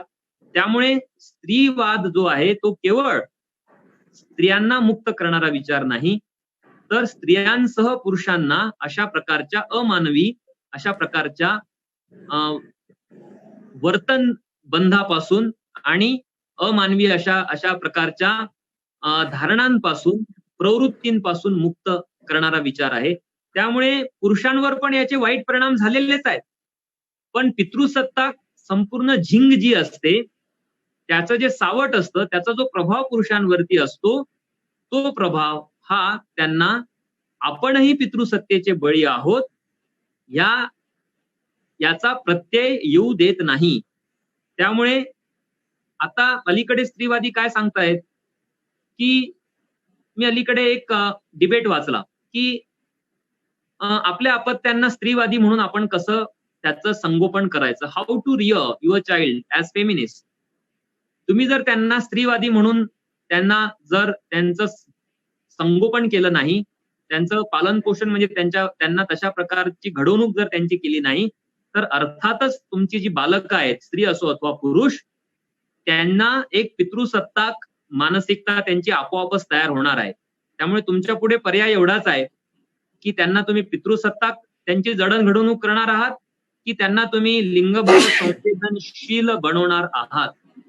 त्यामुळे पुरुषांच्या बाबतीत सुद्धा प्रश्न बनतो की ते जर लिंगभाव संवेदनशील झाले नाहीत तर ते स्वतःमधल्या मानव्याला हरवून बसतील आणि स्वतः ते स्त्रियांवरच्या आणि पुरुषांवरच्या सुद्धा हिंसेचे कारण बनतील. तुम्ही जर वेळ मिळाला तुम्हाला तर जॉर्ज बर्नार्ड शॉ यांचं आर्म्स अँड द मॅन हे नाटक वाचा, ज्याच्यामध्ये युद्धखोरी आणि पौरुष्य हे कसं समानधर्मी आहे, हे कसं समानार्थी आहे, हे कसं परस्परांना घडवणारं आहे, हे जॉर्ज बर्नार्ड शॉ यांनी सांगितलं. आपल्याकडे आनंद पटवर्धन यांनी Father Son and the Holy War, जर माझं चुकत नसेल तर या शीर्षकाची एक डॉक्युमेंटरी तयार केली होती, ज्यातून त्यांनी युद्धखोरी आणि पौरुष्य याचा संबंध जोडला आणि सांगितलं की पौरुष्य जे आहे ते केवळ स्त्रियांना जाचक नाहीये, तर ते पुरुषांना सुद्धा जाचक आहे. भारत चीन युद्ध होतं, भारत पाकिस्तान युद्ध होतं, याच्यामध्ये दोन देशांमधले पुरुष सैन्य जे असतं ते एकमेकांचा घात करतं, एकमेकांवरती हल्ला करतात, एकमेकांचा जीव घेतात आणि त्याच्यामध्ये राष्ट्रवाद आणि त्याच्यामध्ये एक प्रकारचं एक प्रकारचं ज्याला म्हणता येईल की ज्याला इंग्रजीमध्ये ना जिंगोइझम म्हटलं जातं, की एक पिसाटलेला राष्ट्रवाद ज्याला म्हणता येईल, तो या पुरुषांच्या मनाचा ठाव घेतो. त्यामुळे पौरुष्य जे आहे ते पौरुषाला सुद्धा आपल्याला प्रश्नांकित करावं लागेल. तर दुसरे काही प्रश्न असतील तर मी त्यांना सामोरं जाईल.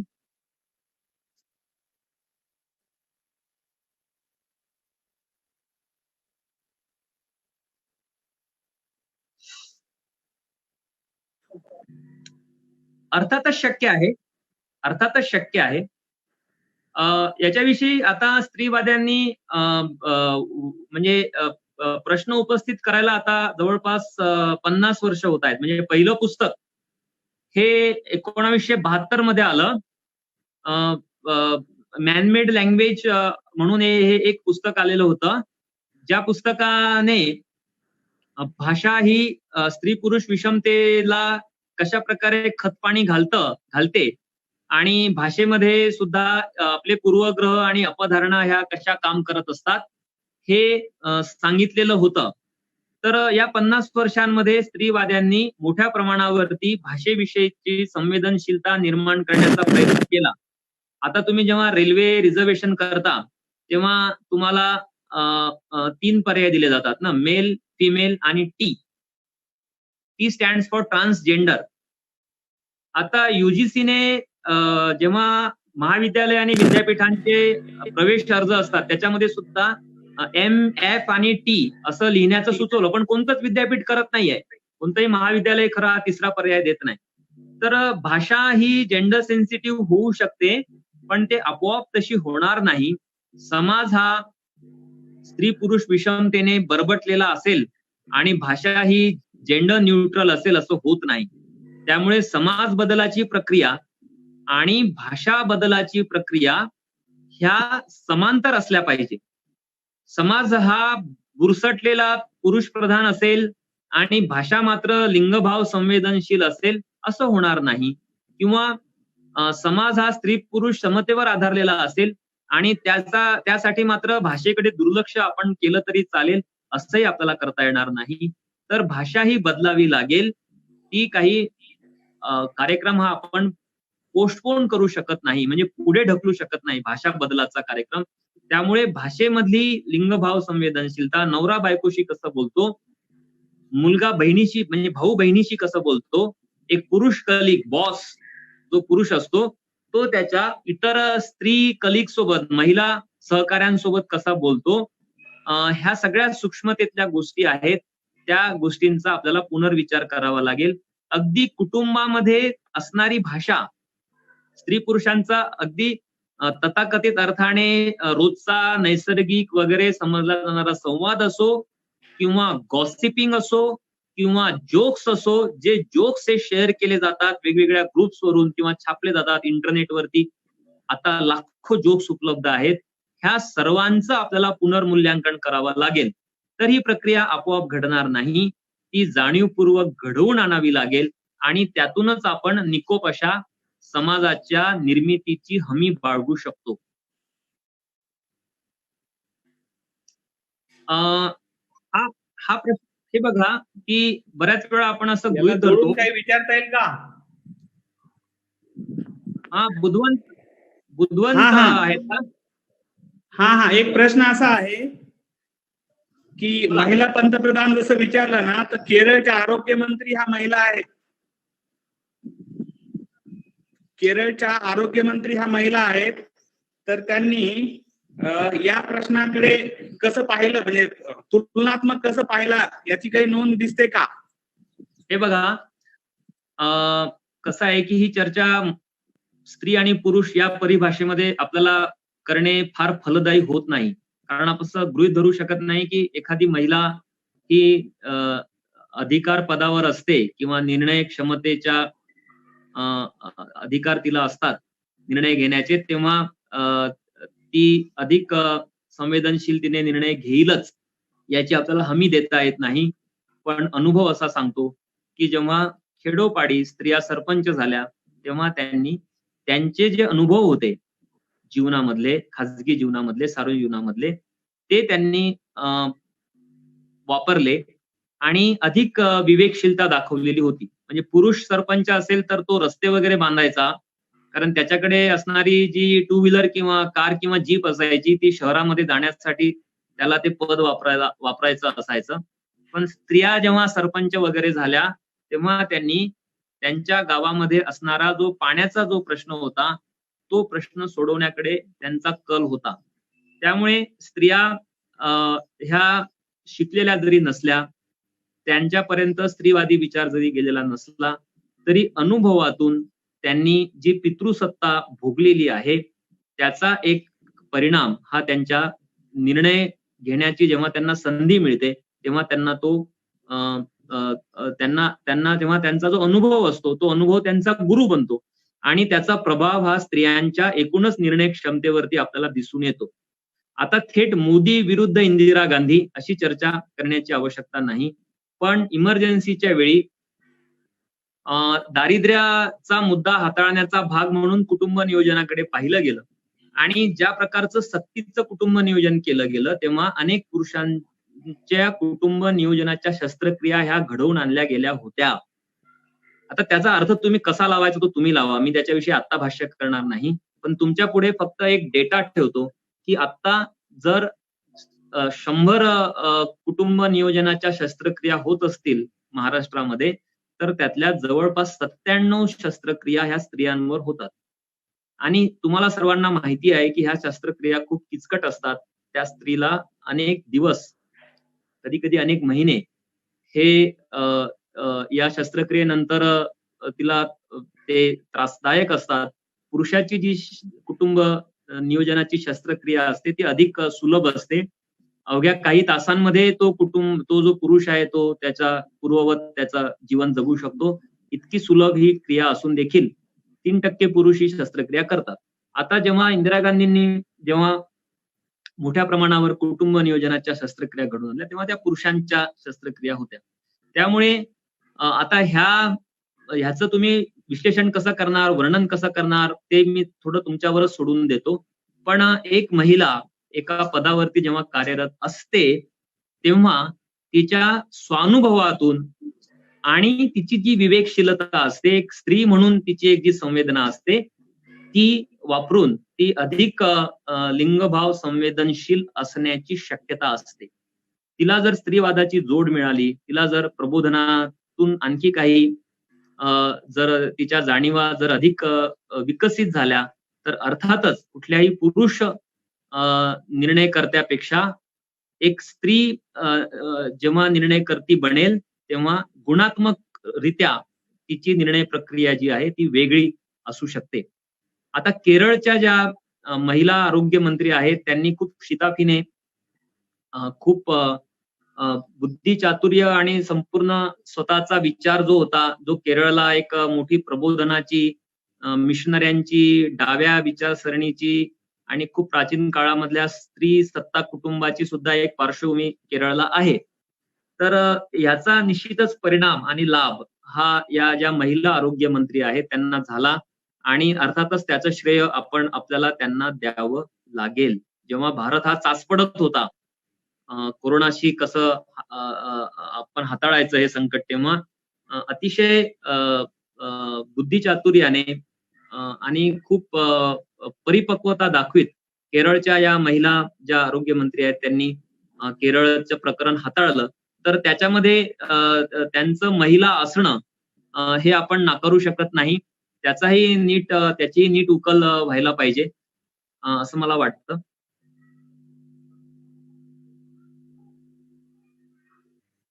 आणखी काही आहे?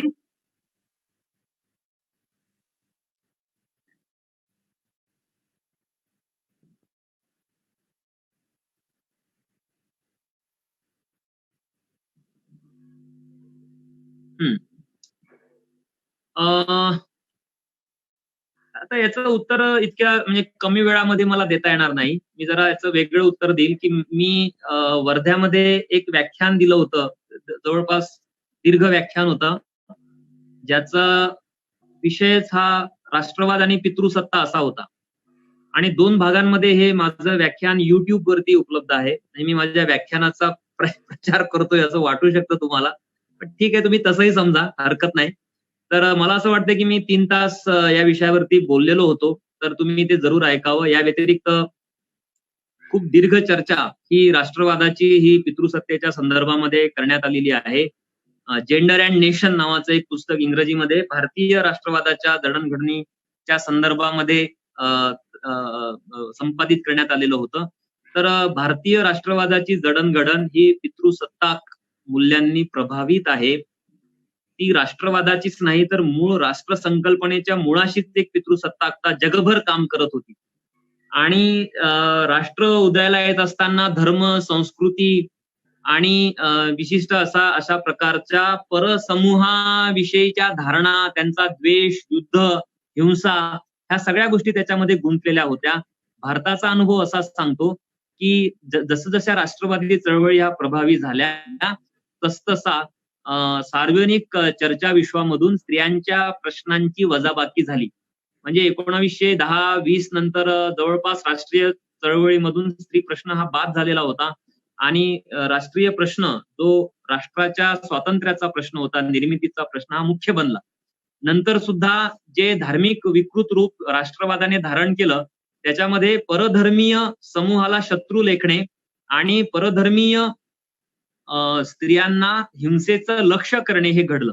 हे पार्टिशन मध्ये पण घडलं, हे धार्मिक दंगलींमध्ये पण घडलं आणि हे शीख वगैरे विरोधी दंगलींमध्ये पण घडलं. गुजरात 2002 मध्ये ज्या प्रकारचा नरसंहार झाला त्याच्यामध्ये सुद्धा हे दिसून आलं वंशसंहाराच्या वेळी.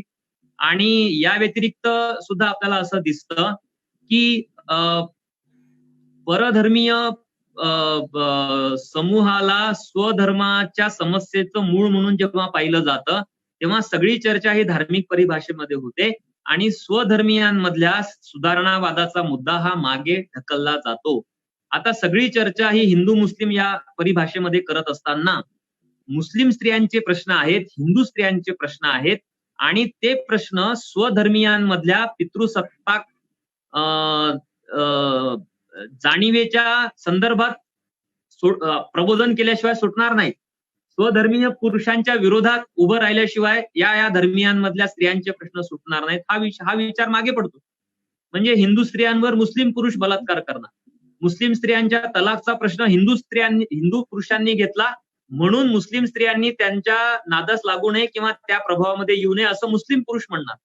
तर हे जे परधर्मीयांविषयीची जी एक जाणीव आहे ज्याला अदरिंग असं म्हटलं जातं, म्हणजे इतरे जनाविषयीची एक जी जाणीव धार्मिक पातळीवरती आकाराला येते त्यामध्ये स्वधर्मीय धर्मामधल्या पितृसत्तेच्या चिकित्सेची वाट जी आहे ती अरुंद केली जाते.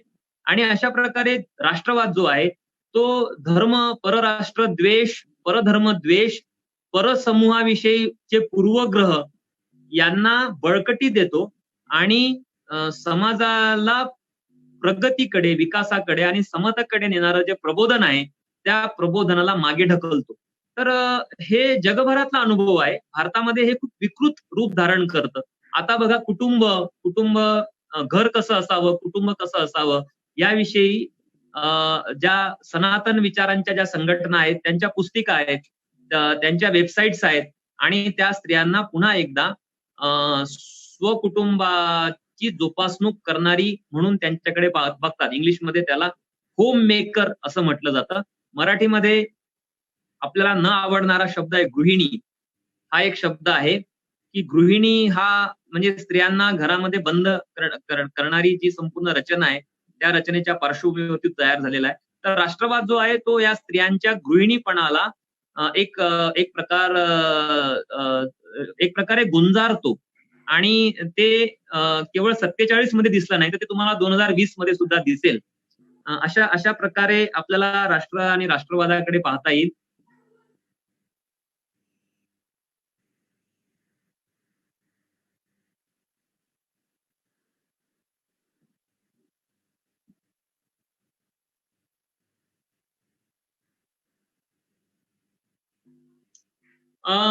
जागतिकीकरणाचे परिणाम स्त्रियांवर झाले ते दोन्ही अर्थांनी झाले. एकतर भांडवलशाही ही नित्यपणे ती कुटुंब संस्थेवरती हल्ला करत आलेली आहे. तुम्ही नीट बघा, गेल्या 200-2.25 वर्षांमध्ये कुटुंब संस्थेवरती सर्वात मोठे हल्ले भांडवलशाहीने केले. म्हणजे भांडवलशाहीने कुटुंब संस्थेला वापरलं सुद्धा. कुटुंबामधल्या स्त्रियांचे अवैतनिक श्रम हे भांडवलशाहीने वापरले आणि त्याचा परिणाम हा पुरुषांना अल्पवेतनी श्रमिक म्हणून त्यांचं शोषण करण्याकडे भांडवलशाहीचा कल राहिला. तरी सुद्धा भांडवलशाहीने स्त्रियांना एक अवकाश उपलब्ध करून दिला. जागतिकीकरणानंतर खरं तर LGBTQ या समूहाचे जे प्रश्न आहेत ते प्रश्न पुढे आलेत. मोठ्या प्रमाणावरती मोबिलिटी आणि मायग्रेशन वाढलं, कुटुंबाला तडे गेलेत आणि स्त्रिया ह्या एकट्या स्त्रिया सुद्धा राहू शकतात किंवा राहत आलेल्या असतील तर त्याची नोंद घ्यावी असं सेन्सस वरती दबाव आणला गेला 2011 मध्ये. हे जागतिकीकरणाच्या काळामध्ये घडलं. माध्यमं पुढे आली, चित्रपट आणि एंटरटेनमेंटचं स्वरूप बदललं आणि याच्यामधनं किमान काही स्त्रियांना सार्वजनिक जीवनामध्ये प्रवेश करण्यासाठीच्या शक्यता ह्या निर्माण झाल्या. तर हे जागतिकीकरणाचं एक रूप होतं, जे रूप सर्व स्त्रियांना त्याचा प्रत्यय आला नाही किंवा त्याचा लाभ घेता आला नाही, पण समाजामधल्या एका विशिष्ट अशा घटकाला, विशिष्ट एका सेक्शनला मात्र हा अवकाश हा गेल्या 25-30 वर्षांमध्ये खुला झालेला आहे, तो आपण नाकारू शकत नाही. पण दुसऱ्या बाजूला ह्याच जागतिकीकरणाने धर्मवादाला आणि सांस्कृतिक संपूर्ण जे उधाण आलेलं आहे, अस्मितेच्या राजकारणाला जे उधाण आलेलं आहे, विशिष्ट असा प्रखर परराष्ट्रचा द्वेष करणारा राष्ट्रवाद विकास पावलेला आहे आणि श्रमाचंही स्वरूप बदललेलं आहे. असंघटित क्षेत्रामध्ये वाढ झालेली आहे, ज्याच्यामध्ये स्त्रिया अर्थातच बळी होत आहेत. कुटुंबाला तडे गेले एका बाजूला, पण दुसऱ्या बाजूला कुटुंब सावरण्यासाठी अवघी चित्रपट सृष्टी धावून आली. हम आपके है कौन, मैंने प्यार किया, कुछ कुछ होता है, असे अनेक चित्रपट तयार झाले. जेव्हा जागतिकीकरण भारतामध्ये येत होतं तेव्हा रामायण महाभारत नावाच्या ह्या मालिका तयार झाल्या. हिंदी दूरदर्शनवरून अनेक मालिका, म्हणजे मी जेव्हा खूप शालेय विद्यार्थी होतो तेव्हा मला आता पूर्ण नाव आठवत नाही, पण हमलोग नावाची एक मालिका होती, हम हिंदुस्तानी नावाची मालिका होती, ज्यांनी उच्च जातीय हिंदू उच्च जातीय पितृसत्ताक कुटुंबाचा गौरव केला. अशा काळामध्ये केला जेव्हा नव्या आर्थिक धोरणाचे आणि जागतिकीकरणाचे नवे वारे भारतामध्ये वाहत होते. त्याच काळामध्ये हम आपके है कौन नावाचा चित्रपट आला, ज्याच्यामधली नायिका ही स्वतःला सती जाण्यासाठी ती तयारी दाखवते आणि मग पुरुषी औदार्य पुढे येतं आणि मग त्या नायिकेचा विवाह हा तिच्या प्रियकरासोबत करून दिला जातो. दिल वाले दुल्हनिया ले जाएंगे नावाचा चित्रपट आला, त्याने सर्व रेकॉर्ड्स मोडले, ज्याच्यामध्ये विशिष्ट अशा प्रकारच्या पितृसत्ताक धारणेने त्या चित्रपटाचा नायक हा प्रभावित असतो आणि स्त्रीचं वस्तुकरण करणारा हा चित्रपट होता. तर दोन्ही परिणाम जागतिकीकरणाचे स्त्रियांवरती दिसून आले. कुटुंबाचा गौरवही करण्यात आला. कुटुंब सावरण्यासाठी हिंदू राष्ट्रवाद पुढे आला आणि त्यांनी सर्व प्रयत्नांनिशी कुटुंबाला तडा जाणार नाही अशा प्रकारच्या रचना ह्या गेल्या 25-30 वर्षांमध्ये समोर आणलेल्या आहेत. मध्यंतरी ज्यांचं दुःखद निधन झालं त्या अपर्णा,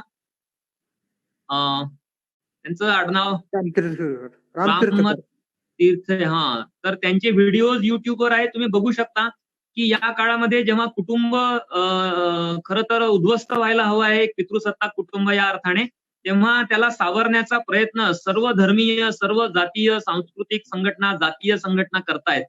तर दोन्ही प्रभाव हे या LPG ज्याला म्हटलं गेलं, त्या लिबरलायझेशन, प्रायव्हेटायझेशन आणि ग्लोबलायझेशनचे दोन्हीही प्रभाव स्त्रियांवर दिसतात. खरं तर विपरीत प्रभाव जास्त दिसतो, कारण कुटुंब, धर्म आणि राष्ट्र ही जी घटित आहेत, ह्या ज्या रचना आहेत, ह्या रचनांना काही जागतिकीकरणाने मुळापासून हादरवलं नाही. म्हणजे nation as an economic entity म्हणून संपली, पण nation as a political entity, cultural entity म्हणून आजही टिकून आहे. म्हणून स्त्रियांना या विकृत अशा राष्ट्रवादाचा बळी आजही व्हावं लागतं. धार्मिक दंगली झाल्या किंवा परराष्ट्राविषयी जर काही हल्ले आणि युद्ध झाले तर त्याच्यामध्ये स्त्रिया पुन्हा एकदा संस्कृतीच्या वाहक, कुटुंब सावरणाऱ्या होम मेकर म्हणून त्यांची गणना केली जाते, त्यांचा गौरव केला जातो. आणि लॉकडाऊन मध्ये आपण अनुभवलं की स्त्रियांच्या ह्या भूमिकेचा गौरव करण्याची भूमिका ही कुटुंबांमध्ये घेतली गेली. तर याचे दोन्ही परिणाम दिसतात, पण विपरीत परिणाम जास्त आहेत. असंघटित क्षेत्रामध्ये ह्या स्त्रिया आहेत, त्या कागद कागदपत्रा गोळा करत असतील, किंवा त्या झाडू कामगार असतील, किंवा त्या नर्सिंगचं काम करत असतील, किंवा आशा वर्कर्स असतील, किंवा विड्या वळत असतील, किंवा सर्व प्रकारचं इन्फॉर्मल सेक्टर जे आहे त्या सेक्टर मधलं अल्पवेतनिक श्रम मोठ्या प्रमाणावरती स्त्रिया वेचत असतात. तर या जागतिकीकरणाच्या काळामध्ये असं म्हटलं जातं की श्रमाचं महिलाकरण झालं, फेमिनायझेशन ऑफ लेबर असं त्याला म्हटलं गेलं. तर हे जे श्रमाचं जे महिलाकरण झालं, स्त्रीकरण झालं, त्याच्यामधून त्या स्त्रियांचे श्रम हे भांडवलदारांना अल्पवेतनी रूपामध्ये उपलब्ध झालेत. तर हाही परिणाम या एलपीजी धोरणाचा स्त्रियांवर झालेला आहे. त्यांचे मूलभूत प्रश्न बाजूला पडले आणि सिम्बॉलिक त्यांचे पातळीवरती त्यांचे प्रश्न हे पुढे आणले गेले आणि ते सुद्धा सोडवले नाहीत. म्हणजे पार्लमेंट मधल्या आरक्षणाचा प्रश्न हा प्रतिकात्मक होता, पण तो प्रतिकात्मक प्रश्न सुद्धा सोडवण्याकडे कल हा या आजच्या तथाकथित राष्ट्रवाद्यांचा नाही आहे. याहून आपल्याला लक्षात येईल की जागतिकीकरणाचा मोठा विपरीत परिणाम हा स्त्रियांच्या जीवनावरती झाला. काही मुद्दे पुढे आलेत खरं, की LGBTQ मुद्दा असेल, सेक्शुअलिटीचा मुद्दा असेल, किंवा स्त्रियांच्या विवाह वगैरे संदर्भातल्या काही धारणांना तडा देणारे काही निर्णय आलेले असतील, पण हे जी उपलब्धी होती ती कमी होती आणि स्त्रियांनी जे गमावलं ते त्याची साईज म्हणजे त्याचा आकार मात्र जास्त होता असं आपल्याला दिसून येतं.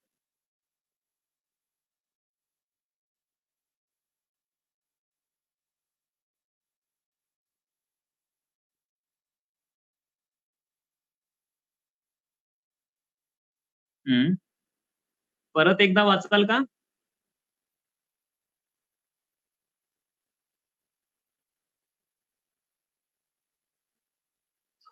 ओके.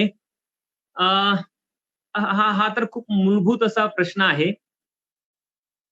स्त्रीवाद्यांमधल्या वेगवेगळ्या प्रवाहांनी हा प्रश्न हाताळलेला आहे की स्त्रियांना एक सन्मानजनक वागणूक, एक व्यक्ती म्हणून वागणूक, सन्मानजनक म्हणण्यापेक्षा व्यक्ती म्हणजे तिचे काही अधिकार आहेत, तिच्या काही भावभावना आहेत, तिच्या सेक्शुअलिटी पासून ते तिच्या निर्णया क्षमतेपर्यंत तिचा अधिकार हा तिच्या व्यक्तिमत्वावर असला पाहिजे. आणि तो जर अधिकार तिला बहाल करायचा असेल तर कुटुंबापासून जी की काही केवळ एक प्रायव्हेट स्पेस नाही आहे, ती सुद्धा पब्लिक स्पेसच आहे. तर कुटुंबापासून ते संसदेपर्यंत जे काही क्षेत्र आहेत, मी प्रायव्हेट आणि पब्लिक या परिभाषेमध्ये बोलणार नाही या संदर्भामध्ये. तर हे सर्वच क्षेत्र हे सार्वजनिक क्षेत्र आहे. या क्षेत्रांमध्ये स्त्रियांची व्यक्ती म्हणूनची आणि तिला जी मूल्य आपण मूल्य म्हणून स्वीकारलेली होती गेल्या 200-250 वर्षांपासून आपण चर्चा केली की स्वातंत्र्य, समता आणि बंधुता, आणि त्या बंधुताऐवजी किंवा त्याच्यासोबत आता भगिनी भाव असं म्हणतो आपण. तर स्वातंत्र्य, समता आणि बंधू भगिनी भाव हा जो हे जे नवमूल्य आहे, ह्या मूल्यांनी युक्त आणि ही मूल्य आणि हे अधिकार बहाल केलेली जी व्यक्ती असेल तिची आपल्याला पुनर्प्रस्थापना करावी लागेल. म्हणजे कोणी एकेकाळी आपण अशा समाजामध्ये होतो की ही मूल्य आपण अनुभवलेली आहेत, पण नंतर खासगी मालमत्ता आली, कुटुंब आलं, धर्म आलं आणि आपण त्याच्यासोबत पितृसत्ता आली. तर याची पुनर्प्रस्थापना आपल्याला करावी लागेल आणि ही पुनर्प्रस्थापना करण्यासाठी तुम्हाला कुटुंबापासून धर्मापर्यंत आणि राष्ट्रापासून ते शिक्षण भाषेपर्यंत ह्या सर्व क्षेत्रांच्या पुनर्रचनेचा प्रश्न आपल्या समोर आहे. आपण असं म्हणू शकत नाही की आजचा धर्म, राष्ट्र, भाषा, साहित्य आणि कुटुंब आहे तसंच ठेवू आणि स्त्रियांना मात्र कागदोपत्री काय ते अधिकार आहेत ते देऊन टाकू किंवा त्याची घोषणा करून टाकू, असं होत नाही. अशा घोषणा झालेल्या आहेत. यापूर्वी सुद्धा अनेक डिक्लेरेशन्स आहेत, अनेक कायदे आहेत, पण या कायद्यांची अंमलबजावणी आपल्याकडे होत नाही. कारण समाज हा पितृसत्तेने भारित आहे. राईट टू प्रॉपर्टी हा हिंदू कोड बिलाने दिलेले. किती टक्के स्त्रिया घेतात याचा लाभ? जेव्हा कुटुंबाच्या संपत्तीची वाटणी होते तेव्हा किती स्त्रियांना हा हक्क बहाल केला जातो याचा डेटा आपण जनरेट करू शकतो किंवा काही पाहण्या घेऊ शकतो, त्यातनं हे सगळं पुढे येईल. तर मला असं वाटतं की व्यक्ती म्हणून स्त्रीची पुनर्स्थापना ही समाजामध्ये करावी लागेल आणि त्यासाठी स्त्रीवादीच नाही तर ज्याही कोणत्या प्रागतिक विचारांच्या संस्था, संघटना, व्यक्ती असतील त्यांना खरं तर एकत्रितपणे ह्या सगळ्या गोष्टींवरती काम करावं लागेल.